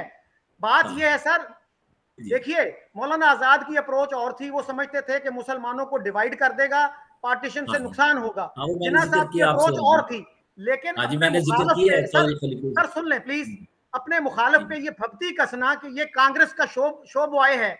जिन्ना साहब क्यों रहे थे कांग्रेस में सर? वो क्यों कांग्रेस में रहे? अगर कांग्रेस मुसलमानों की दुश्मन थी उसमें वो 15 साल क्यों रहे? हाँ जी, कायदे आजम जब तक रहे यूनिटी ऑफ यानी हिंदू मुस्लिम यूनिटी के एम्बेसडर के तौर पर रहे। जब महासभा का रोल बढ़ा तो कायदे आजम ने छोड़ दिया। महासभा का रोल कब बढ़ा सर? महासभा का रोल जो था वो एक नई शक्ल में खिलाफत मूवमेंट की यानी बाद आया है। सर महासभा के साथ तो मुस्लिम लीग ने सर मिलके गवर्नमेंट्स बनाई हैं, सिंध में, बंगाल में। क्या चीज बनाई है? कोalition गवर्नमेंट्स बनाई मुस्लिम लीग ने सिंध में और बनाई है, जीएम सैयद के साथ भी बनाई है। ये जहां तक बेसिक कॉन्सेप्ट होता है या कोर इशू, उसमें आदमी यानी जिसे कहते हैं ना वो शेयर नहीं होता, मोडेलिटी शेयर होती हैं। कोलिशन गवर्नमेंट बनती हैं, हर जगह बनती हैं, इंडिया में भी बनती हैं, कहीं ना कहीं मुसलमानों का वजूद पार्लियामेंट में मौजूद होता है, मगर ये है कि क्या वो मुस्लिम आबादी का यानी रिप्रेजेंटेटिव है या नहीं। पाकिस्तान में माइनॉरिटीज़ हैं, ढेरों माइनॉरिटीज़ हैं, 3% हैं टोटल, मगर उनको हमने कितना स्टेटस दे रखा है आईनी तौर पर, वो भी आपके सामने है। अब उस स्टेटस में ऐसे दिन भी आ सकते हैं, क्या हमारी फौज में आज से पहले कोई तसव्वुर था कि इतनी बड़ी तादाद जो है नॉन मुस्लिम्स की होगी? अब तो हम शौक से नॉन मुस्लिम रखते हैं। ये फेजेस आते रहते हैं कौमों में, और आइन जो होता है ये भी वक्त के साथ साथ बदलता रहता है, अमेंडमेंट्स होती रहती हैं, चीज़ें ढलती रहती हैं, रियलिटी सामने आती हैं, फैक्ट्स सामने आते हैं। मगर ये है कि हम अपनी ट्रेडिशन, अपनी रिवायत से भाग नहीं सकते, हमें उसको भी साथ रखना पड़ेगा। सर मैं फिर ये एक और जी तवज्जो आपकी मबजूल कराना जी चाह रहा जी हूँ। जिन्ना साहब ने 41 में, आई थिंक मार्च की बात है, ये मार्च 41 में कानपुर में ये कहा था कि मुस्लिम मेजॉरिटी प्रोविंसेस के 7 करोड़ मुसलमानों को आज़ाद करवाने के लिए मैं उन 2 करोड़ मुसलमानों की कुर्बानी देने के लिए तैयार हूं जो मुस्लिम माइनॉरिटी प्रोविंसेस में रहते हैं। और अच्छा उस मैं पर बात करते हुए सर एजी नूरानी साहब, जो इंडिया के बहुत बड़े स्कॉलर हैं, जिन्होंने कश्मीर पे बहुत बड़ी किताब लिखी है, जी जी मैंने देख रखी उन्होंने है। यहाँ पे इस्लामाबाद में कहा था कि ये जिन्ना साहब ने क्या बयान दिया था जी कि जी क्या वो मुसलमान जिन्ना साहब के लिए कोई कुर्बानी के भेड़ बकरियां थे जिनकी मलकियत उनके पास थी। मैं यहाँ बड़ी ही दिलचस्प बात आपके इल्म में लाता हूँ। जी ये 46 अप्रैल अप्रैल 1946 जी और मुस्लिम लीग कन्वेंशन था दिल्ली में, जी जी और कायदे आज़म ने ये जुमले कहे कि जहाँ तक पाकिस्तान बन जाने के बाद इंडिया में रह जाने वाली मुस्लिम माइनॉरिटी का ताल्लुक है, जी अगर इसके साथ रवैया गलत रखा गया तो पाकिस्तान जंग करने का हक रखता है। ये कायदे आज़म की स्टेटमेंट है, अप्रैल 1946। और फिर इसमें मिसाल दी कि अगर बरतानिया माइनॉरिटी राइट्स के लिए यानी हमला कर सकता है किसी दूसरे मुल्क में ग्लैडस्टोन के ज़माने में, तो पाकिस्तान को भी ये हक हासिल है। तारीख़ जो होती है इसमें एक तसलसल चलता है। और फिर देखिए कि क्या हिंदू इंडिया में रहने वाले मुसलमान, उन्होंने 45-46 में यूनानिमसली पाकिस्तान के हक़ में वोट दिया कि नहीं? वो तो हिंदू के रवैये को ज़्यादा जानते थे, उनका तो रोज़ का यानी जैसे कहते हैं ना व्यवहार था और व्यापार था कि रोज़ का मेल जोल था। पंजाब में तो मुस्लिम मेजॉरिटी थी, जी बंगाल में बिल्कुल भी सर। मुस्लिम मेजॉरिटी हाँ थी। बिल्कुल सर, बिल्कुल। I I take your point. Sir बात यह है, हमारी जो हिस्टोरियोग्राफी है ना, उसमें यही आर्ग्यूमेंट दिया जाता है कि कांग्रेस की मिनिस्ट्रीज ने मुसलमानों पे जुल्म सितम ढाए, अनस्पीकेबल अट्रॉसिटीज वर कमिटेड, कि जी 2.5 साल जो वो हाँ, मीरपुर छह रिपोर्ट है, अपना छह शरीफ सूबों रिपोर्ट में, है फिर। जी 6 सूबों में जहां पे गवर्नमेंट्स बनाई कांग्रेस ने, जी जी उनमें जुल्म सितम ढाए गए और जी उसकी जी वजह से हमने फैसला किया कि हम अलहदा रहेंगे। तो सर जी आयरनी देखिए, सितम जरीफी देखिए कि वो मुसलमान जिनके नाम पे हमने तहरीक चलाई, जिनको बचाना था हिंदुओं के जुल्मों सितम से, उनको हमने मजीद वल्नरेबल कर दिया। और पाकिस्तान वहां बना जहां जुल्मों सितम नहीं ढाए गए थे, पंजाब में, बंगाल में, सिंध में, बलोचिस्तान में। तो जी। सर ये आपके सर में दर्द था, आपने पट्टी पांव पे बांध ली।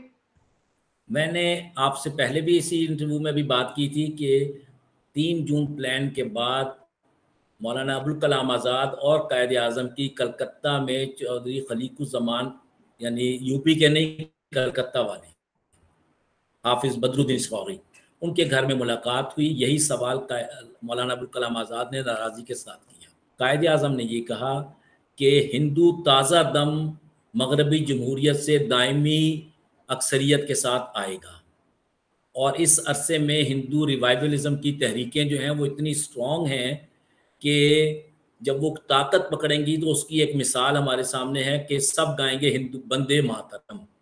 आनंद मठ नावल जो है उसकी प्रैक्टिस किया जाएगा। अब इस सूरत में जब अंग्रेज जा रहा है तो एक छोटा सा खित्ता ही सही वो अगर आज़ाद ले लेते हैं, तो आप अपनी आज़ादी में आज आप देखिए कि आपके पास एक इंडिपेंडेंट फौज है कि नहीं, आपके पास एटॉमिक पावर है कि नहीं, आपके पास एक लीडरशिप है कि नहीं जो आपस ही में लड़ती रहती है। ये तो कल ख़त्म हो जाएगी। स्टेट जो है इंडिपेंडेंट लैंड, इसका फैलना सुकड़ना ये तारीख का हिस्सा होता है। जब कायदे आज़म ने ये कहा कि अल्टीमेटली हिंदू मुस्लिम प्रॉब्लम जो है या ये मुज़ाकरात से हल होगा या तलवार से हल होगा, मगर मुसलमान अपनी तलवार तेज़ कर सकते हैं। और पाकिस्तान ने, जहाँ तक इस चीज़ का ताल्लुक है ताकत के हिसाब से, कि पाकिस्तान के पास एटॉमिक वेपन जो है दुनिया का बेस्ट वेपन है। सैटेलाइट सिस्टम भी है, पाकिस्तान के पास मिसाइल सिस्टम भी है। ताकत की गुजारिश कमी ये नहीं है, है ताकत के इस्तेमाल करने वालों की कमी है। जी, गुजारिश ये है कि ना हमारे पास तालीम है, ना खुशहाली है, बम है हमारे पास, वो मैं मानता हूं सर। जी गुजारिश जी, ये सही है है। सर हाँ जी, कि आपने जो फरमाया ना कि अगर इंडिया में मुसलमानों के साथ ज्यादती होगी हम जंग करेंगे, जी जी, ठीक है ना। अब आज ज्यादती हो रही है ना मुसलमानों के साथ कि जी नहीं हो जी, रही, हाँ जी, तो हमें जंग कर लेनी चाहिए। अब कायदे आजम का अब फरमान है तो फिर जंग करें ना जी सर, क्यों नहीं आप करते जंग। आप लीडरशिप बदल दें, हो जाएगा सब कुछ। किसको लाएं, हाफिज सईद को ले आए। हाँ, ये जो है किसको लाएं, इसकी दो सूरतें होती हैं। लाए हुए काम नहीं करते, जो आए हुए होते हैं वो काम करते हैं। लाने अच्छा वालों सर को तो आप भी जानते सर हैं, अच्छा लाने इसी वाले को तरह आप सर, जिसको चाहे ले। अगर जी अगर पाकिस्तान को ये हक हासिल है कि वहां मुसलमानों के साथ ज्यादती हो तो हम उन पे जंग कर दें, जी उनके खिलाफ जंग कर लें। अगर जी, हिंदुओं के साथ ज्यादती होती है पाकिस्तान में, तो क्या इंडिया को ये हक है कि वो पाकिस्तान के साथ जंग शुरू कर दे। अगर वो फील करते हैं तो करें, सर वो लाएं यहाँ से। 1950 में, सर हाँ जी, 1950 में जोगिंदर जी नाथ मंडल के ये फिगर्स हैं कि दस जी, हजार हिंदू मारे गए थे ईस्ट पाकिस्तान में, जी। और इंडिया में कभी 10,000 एक साल में नहीं मारे गए। तो क्या इंडिया को चाहिए था कि वो कर देता, डिक्लेयर कर देता वॉर। क्या ईस्ट पाकिस्तान आज पाकिस्तान का हिस्सा है? आज तो हिस्सा नहीं है, उस वक्त हिस्सा था ना। तो उन्होंने एक तरीके से इंतकाम ले लिया ना। वो फिगर यानी तस्दीक वो सही है या गलत है, ये बात की बात है, मगर उन्होंने तो ले लिया ना हिसाब। यही नरेंद्र सर मोदी जो है, सर इसने क्या इंतकाम, ढाका में जी पहुंच के ये नहीं कहा था कि मैं मुक्ति बाहिनी का अदना सिपाही होने पे फख्र करता हूँ। सर उसने ये नहीं कहा था मुक्ति बाहिनी का अदना सिपाही होने का, उसने कहा था हमने उसको सपोर्ट किया, आपकी आजादी को सपोर्ट किया, आपके खिलाफ जो जुल्म हो रहे थे उसको खत्म करवाने के लिए हमने रोल प्ले किया। हाँ, he himself was a part of that, he said that. Sir आप इसको दोबारा सुनिए उस स्पीच को, मैंने वो गौर से सुनी है स्पीच, जी उसमें जी, उन्होंने ये नहीं कहा था। और सर ईस्ट पाकिस्तान जिन हालात में बांग्लादेश बना उसका आपको भी पता है। जी जी, वो जो कहा था ना जालिब ने, जी मोहब्बत जी, गोलियों से बो रहे हो, ये थी सर हकीकत हाँ कि इसी आपने को कहते इलेक्शन भी हैं। करवाए और हाँ अपने जी, उन बहन भाइयों का कत्लेआम भी किया। और ये जी डॉक्टर AQ खान के लफ्ज है, मेरे लफ्ज नहीं है ये सर। जी, जी जी जी। जब मैं आप अपने भाइयों का कत्लेआम करेंगे तो फिर इसी तरह का नतीजा निकलेगा। मैं आपसे इत्तेफाक करता हूँ। और फिर दूसरी बात, जिस डेमोक्रेसी पे हम यकीन रखते हैं, उस डेमोक्रेसी की रूह से मेजॉरिटी मोर देन 50% वो शेख मुजीबुर रहमान के पास थी। शेख मुजीबुर रहमान जो थे, यूनाइटेड पाकिस्तान के प्राइम मिनिस्टर बनना था। अब इसमें पॉलिटिकल बिकरिंग कह लीजिए, पॉलिटिकल रेवलरी कह लीजिए, अगर उस वक्त स्टेट एक स्टेबल और इम्पार्शियल रोल में होती, तो जो अपोजिशन बनती उसे अपोजिशन में बिठाते, जो हुकूमत बनाने वाले थे उन्हें हुकूमत में। ये गलतियां अगर हम ना करते तो इस हाल में ना पहुंचते। मैं इससे आपके साथ इत्तेफाक करता हूँ, थैंक मैं यू, इसमें दो राय नहीं देता। Thank you very much sir. एक बात और मैं करना चाह रहा हूं, जी जी, देखिए बिल्कुल जिन्ना कीजिए। साहब अगर ये तहरीक चलाते ना कि मुस्लिम मेजॉरिटी एरियाज पाकिस्तान बनेंगे, ये हमारी डिमांड है, लेकिन उन्होंने नारा लगाया टू नेशन थ्योरी का कि हाँ जी, हम मुसलमान हैं और हमारा गुजारा नहीं है हिंदुओं के साथ। इस हाँ तरह से उन्होंने वो मुसलमान जो मुस्लिम माइनॉरिटी प्रोविंसेस में रहते हैं उनकी पोजीशन को बहुत खराब किया। आज भी वहां जो एक्सट्रीमिस्ट हिंदू हैं उनको क्या कहते हैं मुसलमानों को कि देखो तुमने पाकिस्तान बनवाया, तुमने ओवरवेलमिंगली सपोर्ट किया, पंजाबियों से ज्यादा सपोर्ट किया इसको, और अब तुम्हारा मॉरल राइट नहीं है यहां रहने का। You your self supported the demand कि हम आपके साथ नहीं रह सकते, हमारा जी। कल्चर और है, हमारी लैंग्वेज और है, हमारा हर चीज और है। Hero of one is the villain of another. तो अब आप यूं यहां क्यों रह रहे हैं, इसका क्या जवाब दें वो। हाँ, इसमें क्या इंडिया जो है सब कॉन्टिनेंट कहलाता है, ये फकत हिंदुओं का है? सर आपने एक तो साथ तहरीक यही चलाई थी ना सर, तहरीक ये आपने चलाई। तहरीक, हाँ, सर मैं गुजारिश सुन लें प्लीज। आप जी, तहरीक आपने किस बेसिस पे चलाई थी कि वो हिंदुओं का होगा, ये मुसलमानों का होगा। हाँ जी। मगर फिर क्या हिंदू मुस्लिम को एग्जिस्टेंस के साथ सदियों नहीं रहे? सिर्फ क्या सर जब जब आपके पास सर इक्तदार था, बादशाह थे आप, उस वक्त आपको जी कोई एतराज नहीं हुआ।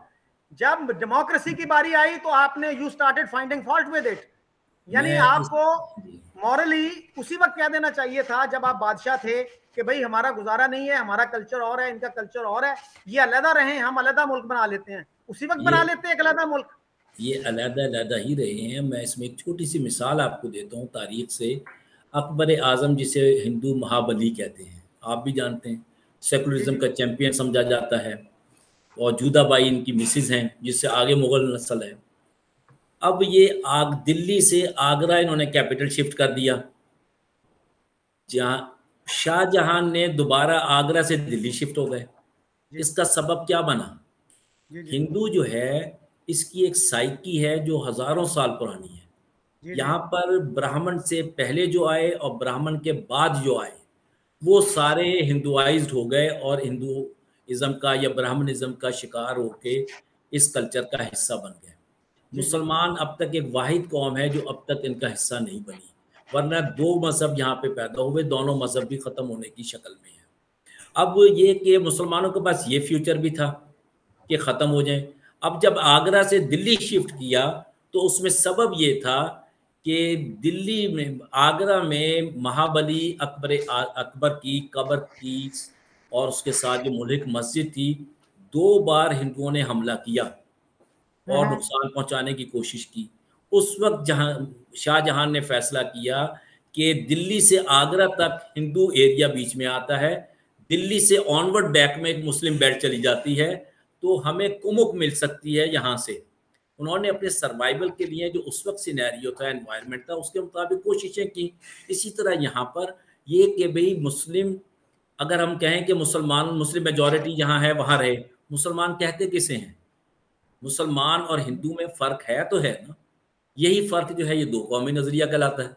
इससे अगर डिफरेंट कोई चीज़ है तो वो आप सर गुजारिश ये है ना, जब आप टू नेशन थ्योरी की बुनियाद पे कोई चीज डिमांड करते हैं और ये कहते हैं कि हम इतने डिफरेंट हैं, हम आपके साथ रह नहीं सकते, और फिर आप 3.5 करोड़ वहां पे छोड़ आए बेयारो मददगार, जी, तो ये कोई लॉजिक बनती नहीं है सर। मैं यहाँ एक बात आपके 1940 से पहले करारदादे पाकिस्तान भी करारदादे लाहौर थी। ये बाद में हिंदू मीडिया ही ने इसे करारदादे पाकिस्तान करार दिया, और पाकिस्तान का लफ्ज़ चौधरी रहमत अली साहब ने कॉइन किया था। ये कैमरी में पढ़ रहे थे, आप उससे बेहतर जानते हैं। और APP के जो साबिक डायरेक्टर थे बशीर साहब, तो पुराने, ये नहीं जो हमारी मशहूर अदाकारा के वालिद साहब थे, वो नहीं, उनके बड़े भाई साहब भी इस कमेटी में थे। पाकिस्तान का लफ्ज़ जिस बुनियाद पे जिस तरह जोड़ा गया वो भी उम्मत के तसव्वुर को ख़त्म करता था, मगर बहरहाल ये बना। मगर इससे पहले आप देखिए 1940 से पहले क्या कैसे खत्म करता है ये? मुसलमानों ने तो पूरे हिंदुस्तान पे हुकूमत की है। जी जी। और अब ये कह रहे हैं कि जहाँ जहाँ उस्मानिस्तान है तो उससे ले लिया, वहाँ उस्मानिस्तान बना दिया जाए, जहाँ हैदराबाद है तो वहाँ हैदरिस्तान बना दिया जाए, फलां इलाके में मुसलमान है तो वो फलां इलाके में बना दिया जाए। अगर यहाँ पर इसी तरह पंजाब को पंजाबिस्तान बना दिया जाए, बलोचिस्तान को बलोचिस्तान बना दिया जाए, पख्तूनिस्तान को पख्तूनिस्तान बना दिया जाए, सिंध को सिंधिस्तान बना दिया जाए, तो वेयर स्टैंड द उम्मा? सवाल यह आता है। ये बात अपनी जगह। खैर, मैं जो बात कहना चाह रहा था, क्या 1940 से पहले तमाम मुस्लिम लीडर्स जो हैं को एग्जिस्टेंस की बात नहीं करते रहे? कायदे आज़म को एग्जिस्टेंस की बात नहीं करते रहे, अल्लामा इकबाल को एग्जिस्टेंस की बात नहीं करते रहे, सर सैयद अहमद खान को एग्जिस्टेंस की बात नहीं करते रहे? हमें किसने धकेला?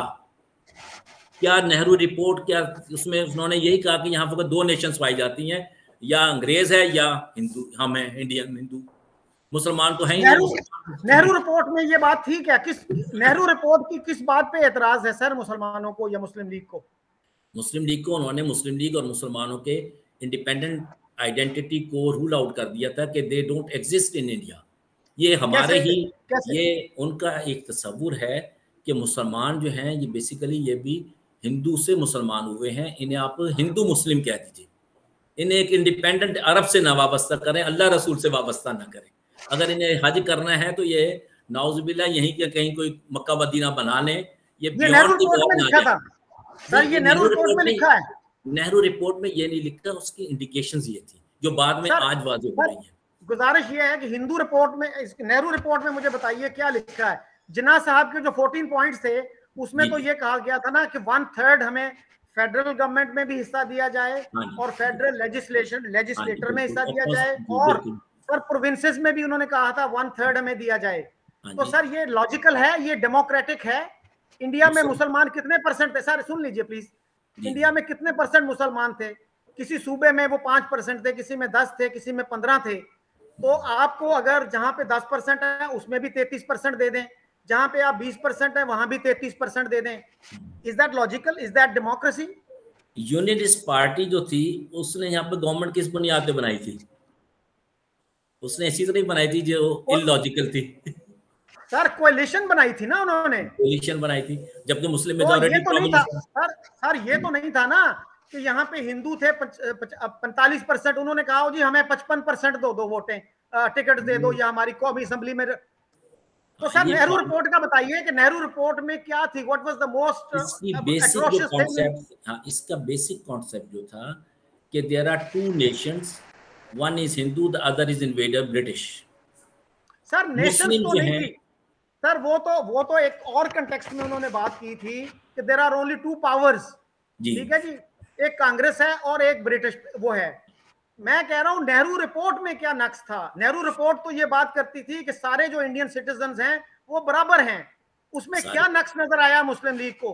सर आज देखिए, मैं 2 मिनट लूंगा कि मलेशिया में 40% नॉन मुस्लिम्स हैं, 60% वहां पे मुस्लिम्स हैं, माले मुस्लिम्स। और माले मुस्लिम्स ने स्पेशल राइट्स क्लेम किए हुए हैं कि हम जी वो हैं सन्स ऑफ द सॉइल। क्या है? ठीक है जी, सन्स ऑफ द सॉइल हैं, सन्स ऑफ द सॉइल, ठीक है।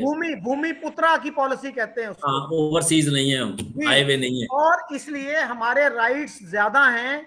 इसलिए जो 40% नॉन मुस्लिम्स हैं, अच्छे ओहदे उनको नहीं मिलते, कोई प्राइम मिनिस्टर नहीं बन सकता, कोई फॉरेन मिनिस्टर नहीं बन सकता। तो हिंदुओं ने तो ये नहीं कहा था कि हमें भूमि पुत्रा के तहत कुछ स्पेशल प्रिविलेजेस चाहिए। नेहरू रिपोर्ट तो इक्वालिटी की बात कर रही थी कि हिंदू भी बराबर है, मुसलमान भी बराबर हैं, सिख भी बराबर हैं। उसमें क्या नक्स था? मैं इसके नक्स का आज का इजहार कर देता हूँ। पाकिस्तान बनने के बाद करोड़ों मुसलमान इंडिया में हैं ना। कोई अगर आप ये कहें कि करोड़ों इंडिया के मुसलमानों का कोई एक वाहिद नुमाइंदा, कोई लीडर है, कोई लीडरशिप पार्टी है जो एक तमाम मुसलमानों को रिप्रेजेंट करती हो, उस वक्त मुसलमान एक ताकत थे, तो उन्होंने अपनी पार्टी भी बनाई और उसकी हैसियत को मनवाया। आने वाले दौर में रीऑर्गेनाइजेशन भी की, और आज 72, 74, 76 सालों में इंडिया के अंदर मुझे कोई एक नाम बताइए जो यूनानिमसली मुस्लिम लीडर कहलाता हो, जो यूनानिमसली मुस्लिम पार्टी कहलाती हो। बिखरी हुई पार्टियां जो होती हैं वो तारीख से खत्म हो जाती हैं। और सर ये किसकी सर ये हिंदुओं की जिम्मेदारी है कि मुसलमानों को एक मुत्तहिदा लीडरशिप बना के दें, या मुसलमानों की ड्यूटी है? और फिर क्या मुसलमानों की सेपरेट पार्टी जरूरी है? क्या उनको हमेशा सर उनको क्या हमेशा कम्युनल पॉलिटिक्स ही करनी चाहिए या किसी बड़ी पार्टी का हिस्सा बनना चाहिए? हाँ, एक सूरत है कि 2 तरीके हैं जिसका आप इजहार कर रहे हैं कि मुसलमान जो हैं, एक तो ये कि अपना एक सेपरेट आइडेंटिटी के साथ करें या मेजॉरिटी आइडेंटिटी में जम हो जाए जी। इन 2 में से एक सूरत अपनानी पड़ेगी। तहरीक पाकिस्तान की बुनियाद जो थी वो ये थी कि जैसे समुंदर में हर रंग का पानी है, खारा भी है, मीठा भी है, नमकीन भी है, ठंडा भी है, गर्म भी है, इसी तरह हिंदुस्तान जो है ये एक कॉमनवेल्थ ऑफ रिलीजन्स है, कॉमनवेल्थ ऑफ नेशंस है। ये एक सब कॉन्टिनेंट है, यहाँ पर सब कौमें बसती हैं और इन कौमों को अपनी अपनी आइडेंटिटी रिटेन करते हुए जो यूएनओ भी तस्लीम करता है। सर गुजारिश ये है मुसलमानों ने अपना हक ले लिया, उसमें उन्होंने कहा कि हम उन्होंने अपना राइट खो दिया इंडिया पे। उन्होंने कहा हमारा कोई ताल्लुक नहीं इंडिया से, हम नया मुल्क बनाएंगे और 2 नेशन थ्योरी की बुनियाद पे बनाएंगे। तो हमारा गुजारा नहीं है। 2 नेशन थ्योरी यही थी ना सर कि हम इतने डिफरेंट हैं, हम इकट्ठे रह नहीं सकते। तो you can not have it both ways कि आप अपना मुल्क भी बना लें और फिर बाकी जो मुल्क है उस पर भी अपना राइट जताते रहें।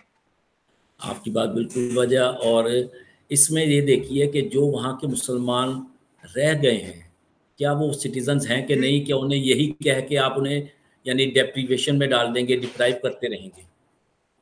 और क्या वहाँ सर के आपको पता है कि पार्टीशन के बाद, सर पार्टीशन के बाद वहां ये बड़ी डिबेट चली थी कि क्या इन मुसलमानों को क्या राइट्स दिए जाएं, क्या उनको वोटिंग का राइट होना चाहिए, नहीं होना चाहिए। और कुछ लोगों का तो ये ख्याल था कि इन सारों को पाकिस्तान पुश कर दो, because they demanded, they supported the जी डिमांड फॉर पार्टीशन। ये जी तो बिल्कुल, नेहरू जैसे जो लोग थे, जो ब्रॉड माइंडेड लोग थे, मैं तस्लीम जिनको कर हम दिन रात गालियां देते हैं, हमारी किताबें, दरसी किताबें नफरत से भरी पड़ी हैं उनके खिलाफ, उन्होंने स्टैंड लिया कि नहीं, इनको इधर रहने का हक है। जी बिल्कुल आज सही। आज इमरान खान भी कहता है कि ये गांधी का इंडिया नहीं है, ये नेहरू का इंडिया नहीं है। इसका मतलब है नेहरू और गांधी का इंडिया अच्छा था। तो भाई फिर मैंने ये किताबों में, दरसी किताबों में जो नफरत है उनके खिलाफ, वो निकलवा दीजिए। जिन्ना साहब ने तो कांग्रेस को कह दिया था ये फाशिस्ट पार्टी है सर, अब हम बीजेपी को फाशिस्ट कहते हैं। आप अगर कांग्रेस की तारीख पे नजर डालें तो महासभा ने भी यहीं से जन्म लिया, आरएसएस ने भी यहीं से जन्म लिया, टाटा बिरला जो एक और मुस्लिम लीग ने सर इससे जन्म नहीं इकोनॉमिक लिया। आइकॉन से, मसलन मदन मोहन मालवीय किसका पैटर्नेज था। और ये मूवमेंट जो है ये 30s में शुरू हुई है। उसी 30s में आप देखिए कि उस वक्त गाजी इल्मुद्दीन शहीद जो था उसने भी यानी रोल प्ले किया। उस वक्त ये किताबें जो लिखी गई, ये किसको हक हासिल है कि आप एक इतनी बड़ी कौम किसी एक मजहब को मानती है और उसके मानने वाले को, बानी को आप बुरा भला कहें। क्या हिंदुओं ने सर आज ये तक ये मुसलमानों, सर हम दूसरी तरफ जा रहे हैं। हाँ वो आप किसी इंडियन से बात करेंगे ना, वो ये कहेंगे कि पहले एक मुसलमान ने किताब लिखी थी हिंदू फेथ के खिलाफ। तो सर ये जी, बड़ी लंबी डिबेट हो जाएगी। गुजारिश ये है सर कि कांग्रेस जो थी, Congress was a secular party, इसीलिए जिन्ना साहब भी उसमें अच्छा गए चलिए, और बाकी भी मुसलमान जोमा उसमें रहे। ठीक है जी। जी और अगर वो कांग्रेस इतनी लिबरल ना होती, ब्रॉड माइंडेड ना होती, तो इतने ज्यादा मुसलमान उसमें जाते ना। और ये कांग्रेस ही थी जिसने पार्टीशन के बाद मुसलमानों को प्रोटेक्ट करने की कोशिश की। मौलाना आजाद थे जिन्होंने मुसलमानों को प्रोटेक्ट करने की कोशिश की। और उनका आपने देखा होगा वो खुतबा जो है, जो उन्होंने दिल्ली की जामा मस्जिद में दिया था कि मैंने उठना चाहा, तुमने जी जी, मेरा कलम तोड़ दिया, मैंने लिखना चाहा, ये किया। वो यही लोग थे जो शो बॉय जिनको कहा गया, वही उन मुसलमानों के काम आए। मैं इसमें कोई शक नहीं है। मगर यह है कि जब एक मूवमेंट चलती है, एक खामोशी के साथ किसी के मातहत रहना पसंद किया जाता, या एक आज़ाद रियासत के साथ यहाँ पर अपनी फ़ौज, अपना सिक्का, अपना रुपया, अपनी अस्करी और मुआशी आज़ादी को लेबॉरेटरी की शक्ल में तस्लीम किया जाता, वो कबूल था या नहीं। दूसरा ये है, क्या मुसलमानों के तमाम लीडर्स हिंदू मुस्लिम को एग्जिस्टेंस से शुरू नहीं हुए? अगर को एग्जिस्टेंस पॉसिबल होती तो फ़कत कॉन्स्टिट्यूशनल राइट्स ही मांगे थे ना मुसलमानों ने। सर कौन से राइट्स नेहरू थे जो उनको डिनाई किए जा रहे थे, जो उन्होंने मांगे? अब, हाँ जी, अब जहाँ तक ये अभी 14 ये नेहरू रिपोर्ट, फिर ये 14 पॉइंट्स, और फिर अल्लामा इकबाल का एड्रेस, इसके बाद जो सबसे बड़ा काम हुआ था वो राउंड टेबल कॉन्फ्रेंस थी।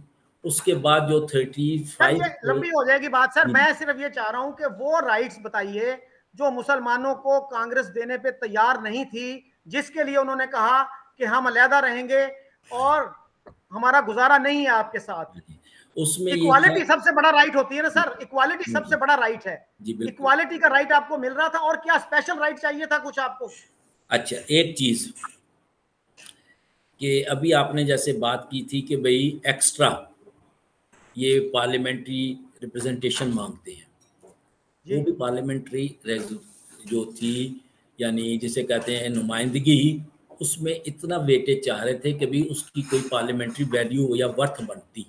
51% तो ना बनते, मगर ये है कि एक इतना कि उसका वेटेज होता और मुसलमान अपने यानी कल्चर को या अपने रिलीजन को बुद्ध मत या सिख मत की तरह ख़त्म होने से बचा सके। ये उनकी एक ख्वाहिश रही है। और उसका अमलन पहलू ये था कि जब हिंदुओं को पहली बार एक प्रोविंशियल लेवल पर मिनिस्ट्रीज का मौका मिला, तो उन्होंने स्कूल में क्या सिस्टमनाइज किया। आनंद मठ नावल जो है, ये तकरीबन 150-200 साल पुराना लिखा गया था बंकिम चंद्र चटर्जी ने। उसका नारा जो था वो पूरा नगमा पढ़ लीजिए, वंदे मातरम, जो बच्चों को लपे आती है दुआ बन के तमन्ना मेरी, इसकी शक्ल पे पढ़ाया जा रहा था। सर और मुझे पता है भी उसका। जाते सर थे। गुजारिश ये है सर, प्लीज एक तो देखिए, राजेंद्र प्रसाद ने अपनी किताब में ये लिखा है, वो स्टैंजास जिन पे मुसलमानों को ऑब्जेक्शन था वो हमने निकाल दिए थे। और ये वही तराना है जब पार्टीशन ऑफ बंगाल हुई थी 1905 में, उसके खिलाफ जो एजुटेशन थी, जिन्ना साहब उस वक्त कांग्रेस का हिस्सा थे, वो वहां भी गाया जाता था। जिन्ना साहब ने उस वक्त उस पर एतराज नहीं किया था।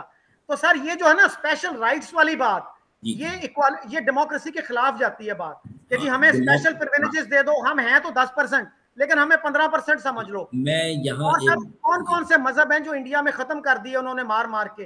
क्या बुद्धिस्ट नहीं है इंडिया में आज? क्या जैन नहीं है इंडिया में आज? क्या सिख नहीं है इंडिया में आज? इनकी वर्थ क्या है? सर वर्थ कितनी चाहिए आपको?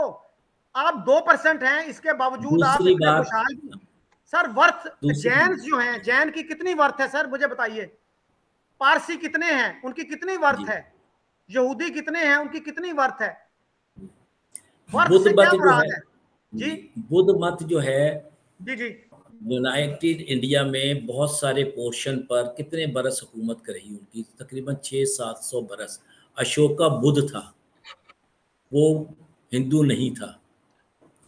लेकिन सर मैं ये जानना चाह रहा हूं कि आज उनके साथ क्या जुल्म हुआ, उनको तहे तेग कर दिया गया, कब किया गया?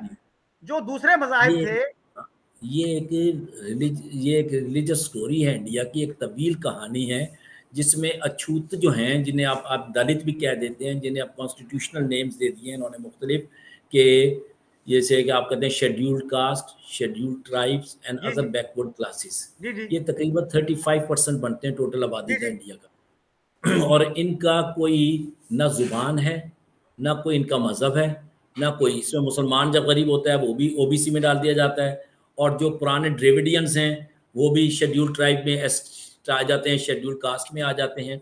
इसके बरअक्स जी इंडिया जो है ये यूनाइटेड स्टेट्स ऑफ इंडिया है, इसको पहली बार इकट्ठा जिस शख्स ने किया है वो मुसलमान है।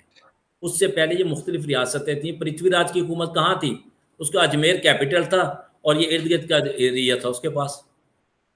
जयपाल ये बात तो नवाए वक्त में भी छप चुकी है कि 4 हुक्मरान थे, दो तीन एंशिएंट थे और एक औरंगजेब था, जब इंडिया मैक्सिमम एक एरिया यूनाइट रहा। लेकिन सर ये आर्गुमेंट नहीं है मेरा आर्गुमेंट ये है कि मुसलमानों को स्पेशल राइट्स क्यों चाहिए थे?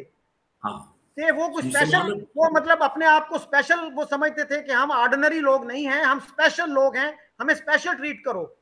मैं यहाँ एक बात कि जब अंग्रेज यहाँ पर आया तो हुक्मरान कौन थे? कौन थे बताइए प्लीज। मुसलमान थे। मुसलमान कहाँ थे मुझे ये बताइए? जब पंजाब में सिख आए, ये आए अंग्रेज, कौन था हुक्मरान पंजाब में उस वक्त? रंजीत सिंह था ना। और मुगलों की सल्तनत जो है सर, मुगलों की सल्तनत जो है वो क्या था? बाकी इंडिया में कौन थे सर? मराठा जो थे, मराठा के साथ जितनी जंगें हुई हैं, मुगलों के साथ किसी की अंग्रेज की जंग नहीं हुई, मराठों के साथ हुई, जो हमें नहीं पढ़ाया जाता। यहाँ मैं एक दिलचस्प पहलू आपको बता देता हूँ कि औरंगजेब के बाद मुसलमान कुव्वत में, सल्तनत में या मुसलमान हुक्मरानों में वो जान नहीं रही, मगर बिखरते बिखरते भी 150 साल लगे मुसलमानों का नाम खत्म होने में। हुक्मरानी का नॉमिनल हेड रह गया था बहादुर शाह जफर, मगर ये कि लोग देखते उसी को थे। अब इस अरसे में जो मुसलमानों की फौज, जो मुगल फौज कहलाती थी, उसमें मराठे और ये जो हैं, मराठे हो गए, सिख हो गए, या दीगर जो जाट कौमें हैं, मराठों का जोर इतना ज़्यादा था, शिवाजी और ये लोग, ये पहले अंग्रेज़ों के साथ शामिल हुए थे और इन्होंने मुसलमान हुक्मरानों को ख़त्म करने की कोशिश की, जिसमें डॉक्टर बी आर अम्बेडकर भी बड़ी तफसील से लिखते हैं और लीडर्स भी लिखते हैं। फिर इनकी ताकत इतनी थी कि अब्दाली के साथ लड़ाई जो थी वो मराठों के साथ हुई। मेरा सर सिर्फ ये जानना है, चाहता हूँ जी, मराठों की अब्दाली के साथ। सर मुसलमानों को स्पेशल राइट्स क्यों चाहिए थे? हाँ, मैं ये वो क्या कोई खास उनके पास चीज थी, कोई गिद्दड़ सिंगी थी कि हमें स्पेशल राइट्स दो, हम हैं तो 10% लेकिन हमें 15% ट्रीट करो? मैं ये बात कहना चाह रहा था कि जब मुसलमान यहाँ पर हुक्मरान रहे तो वो वेस्टर्न डेमोक्रेसी के असूल पर नहीं रहे, एक बात। दूसरी ये है कि बादशाह थे सर, बादशाह थे, एब्सोल्यूट किंग्स थे जी, लेकिन सर आज ये डेमोक्रेसी जो है, सर जिन्ना साहब ने कहा था democracy runs in our blood. वो कहाँ है वो ब्लड डेमोक्रेसी वाला? डेमोक्रेसी का ब्लड जो है वो डेमोक्रेसी का ब्लड ये है कि आप यानी हाकिम जो है, अगर उसका कुर्ता जो है कपड़ा ज्यादा लगता है तो एक आम आदमी पूछता है कि जी तकसीम तो इतना हुआ था तो आपका कैसे कुर्ता बन गया। सर मैं डेमोक्रेसी यहाँ की पर बात क्या कर रहा हूँ हासिल है? सर, गुजारिश ये और है और अगर निज़ाम रूल डेमोक्रेसी, के हिसाब से। सर आज और मुझे बताइए, आज कितने जी मुसलमान मुल्क हैं? 3-4 दर्जन तो जी है ना। कितनों में डेमोक्रेसी है जो जिना साहब ने कह दिया था जी democracy runs in our blood. और आपका तो सर हीरो जनरल जियाउल हक है, वो तो हाँ डेमोक्रेसी पे जी। यकीन नहीं रखता था। ना मुल्ला उमर मैं यकीन रखते हैं, ना हाँ जी, तालिबान रखते हैं। मैं आपसे यही बात, इस डेमोक्रेसी से पहले भी कोई निज़ाम था कि नहीं, इसके बाद सर भी कोई निज़ाम होगा कि नहीं? सर जिना साहब ने जो फरमाया था वो था डेमोक्रेसी पे जी। हम यकीन रखते हैं, democracy runs in our blood. मैं आपसे डेमोक्रेसी की चाहूंगा कि आप मुझे ज़रा इसकी तशरीह कर दीजिए कि आपके जहन में क्या है। सर तशरीह के चक्कर में पड़ेंगे तो 2 घंटे और लग जाएंगे। तो मुझे सिर्फ ये बता तो दीजिए कि जब आप बादशाह थे तो उस वक्त आपको ये चीजें नजर नहीं आई कि भाई हम दूसरों पे हुकूमत कर रहे हैं और एब्सोल्यूट किंग के तौर पे कर रहे हैं। लेकिन जब डेमोक्रेसी के तहत उनको इख्तियार मिलने का चांस था तो फिर आपने कहा नहीं भाई नहीं, ये नहीं ठीक। तो ये मुझे अनफेयर मैं लगता है, आपको शायद फेयर लगता हो। मैं ये कहना चाह रहा हूँ कि मुसलमानों के दो बड़े अदवार समझे जाते हैं, एक सलातीन का और एक मुग़लों का। इन दोनों अदवार में हुक्मरान अगर मुसलमान है तो उसकी सारी एडमिनिस्ट्रेशन कौन लोग थे? वो सब नॉन मुस्लिम थे। पानीपत की दूसरी लड़ाई जो है वो हेमू बक्काल ने की थी, और जो राणा सांगा था वो हिंदुओं का नुमाइंदा था। उससे लड़ाई गैर मुस्लिमों ने नहीं की थी, मुसलमानों ने की थी। और सर ये वो जो देखिए, ये सर जंगों की चीजें ना, सूरत। जी सर ये चीजें हैं हिस्ट्री का रिकॉर्ड। जी और जी हमारे जो उलमा है ना वो कहते हैं हिस्ट्री जो है ना दलील नहीं होती। और हमारे कराची वाला जो है ना मदरसा बिनौरी टाउन, उनका एक जी फतवा है कि इस्लामी रियासत में एक मुंशी भी नहीं रखा जा सकता गैर मुस्लिम। और वो हजरत उमर की मिसाल देते हैं उस सिलसिले में। और सर मुजद्दद अल फसानी जो इतने बड़े इस्लामिक स्कॉलर थे, अलामा इकबाल भी उनके मद्दा थे, उनके जी मकतूबात जी पढ़ लीजिए। वो मेरा ख्याल है मकतूब नंबर है 161, जिसमें जी उन्होंने जी कहा है कि गैर मुस्लिमों को, काफरों को कुत्तों की तरह ट्रीट करना चाहिए। और सर आपने अपनी किताब में एक लिखा कि हिंदी मुसलमानों ने हजारों साल हुक्मरानी की, फिर वो अमलन कुरान और सुन्नत से दूर होकर सलीबी अंग्रेज और ब्राह्मणी हिंदू बुत प्रस्त के गुलाम बनकर रह गए। तो सर हिंदुओं के गुलाम कैसे बन गए? अंग्रेजी की तो चलो समझ आती है, अंग्रेज आगे थे, वो तो खुद बेचारे उनके गुलाम थे, उन्होंने हाँ। मुसलमानों को गुलाम कैसे बनाया? मैं एक बात, जब तक मुसलमान हिंदुस्तान में हाकिम रहे इनकी तादाद कितनी थी, और हुक्मरान मुसलमान हुकूमतों में सबसे ज़्यादा एडमिनिस्ट्रेटिव पोस्ट किसके पास थी? वो नॉन मुस्लिम्स के पास थी। दूसरा ये कि ये नॉन मुस्लिम्स जो हैं, हिंदू हों इस शक्ल में भी, इन्होंने 1000 साल, 500 साल, 700 साल, 900 साल मुसलमानों की मातहत गुजारने के बावजूद अपनी आइडेंटिटी, सेपरेट आइडेंटिटी बहाल रखी। जब मुसलमानों का हुकूमत ख़त्म हुई तो इन्होंने वही सेपरेट आइडेंटिटी अंग्रेज़ों के साथ मिल के एक और अंग्रेज़ी निज़ाम के तहत मुसलमानों पर नाफिज करना चाहिए, जिसका मतलब ये था कि अंग्रेज़ जाएगा तो हिंदू मेजॉरिटी जो है हम उसके गुलाम हो जाएंगे। सर एक हैंड ओवर हो जाती। वो सर बिल्कुल मुख्तलिफ बात है। अंग्रेज जाएगा तो ये होगा, फिर वो होगा। मैं ये कह रहा हूं कि जब अंग्रेजों की हुकूमत थी उस जी वक्त मुसलमान हिंदुओं के गुलाम कैसे थे? ये लॉजिक मुझे कभी समझ नहीं आई। हाँ, इसमें एक चीज़, जब 1857 की जंग ख़त्म हुई, जिसे आप म्यूटिनी भी कहते हैं, और जब यानी अंग्रेज़ यहाँ पर ईस्ट इंडिया कंपनी में आए, तो उन्होंने सबसे ज़्यादा कांटेक्ट किससे किया? हिंदू मिलिटेंट फोर्सेस से, जो आज अछूत भी कहलाती हैं, दलित भी कहलाती हैं, और भी जिसे मराठा भी कहते हैं और जिन्हें गोरखे भी कहते हैं, ये लोग थे। यही मुसलमानों की फ़ौज में भी थे, यही जाट थे मुसलमानों की फ़ौज में। और मुसलमान, हाल ये था कि रणजीत सिंह अब्दाली की फ़ौज का कमांडर था, जिसके सुपुर्द किया था पंजाब, और वो उसने एक रियासत फैला ली। मुसलमान जो थे हमेशा माइनॉरिटी ही में रहे हैं, मगर जैसे हिंदुओं ने मुसलमानों के दौर में भी और अंग्रेज़ों के दौर में भी अपनी सेपरेट आइडेंटिटी बहाल रखी है, तो क्या ये हक मुसलमानों को हासिल नहीं है कि वो भी अपनी सेपरेट आइडेंटिटी बहाल रखें? मेरा सर ये बिल्कुल, सवाल है। हर बंदे को हक हासिल है, लेकिन डेमोक्रेसी में वो हक जो है ना वो खतरे में नहीं पड़ता। डेमोक्रेसी में आप कर सकते थे। अब आपने 20 करोड़ जो उस वक्त 3 करोड़ थे, 3.5 करोड़, उनको क्यों बेयारो मददगार छोड़ दिया? और जब आपने नारा ये लगाया था कि हमारा गुजारा नहीं है, हम नहीं रह सकते इकट्ठे, कंट्राडिक्शन है सर, बाकी आपकी मर्जी है। ये वो कंट्रडिक्शंस है जो वक्त के साथ रिजॉल्व होंगी, मेरा पूरा यकीन है ये होंगी। Okay, all right sir, thank you very much. So nice of you, बड़ा वक्त दिया और बड़ी खंदा पेशानी से जो है आपने मेरे क्वेश्चन सुने, कमेंट I सुने। really enjoyed your questions and it's a wonderful talk. You are very candid and open and I try to answer it sincerely, what I thank you perceive. Very much. I hope it, आपसे इंशाल्लाह फिर भी बात होती रहेगी। तो इसी के inshallah. साथ मैं आपसे और बाकी दोस्तों से इजाजत चाहता हूँ। खुदा हाफिज।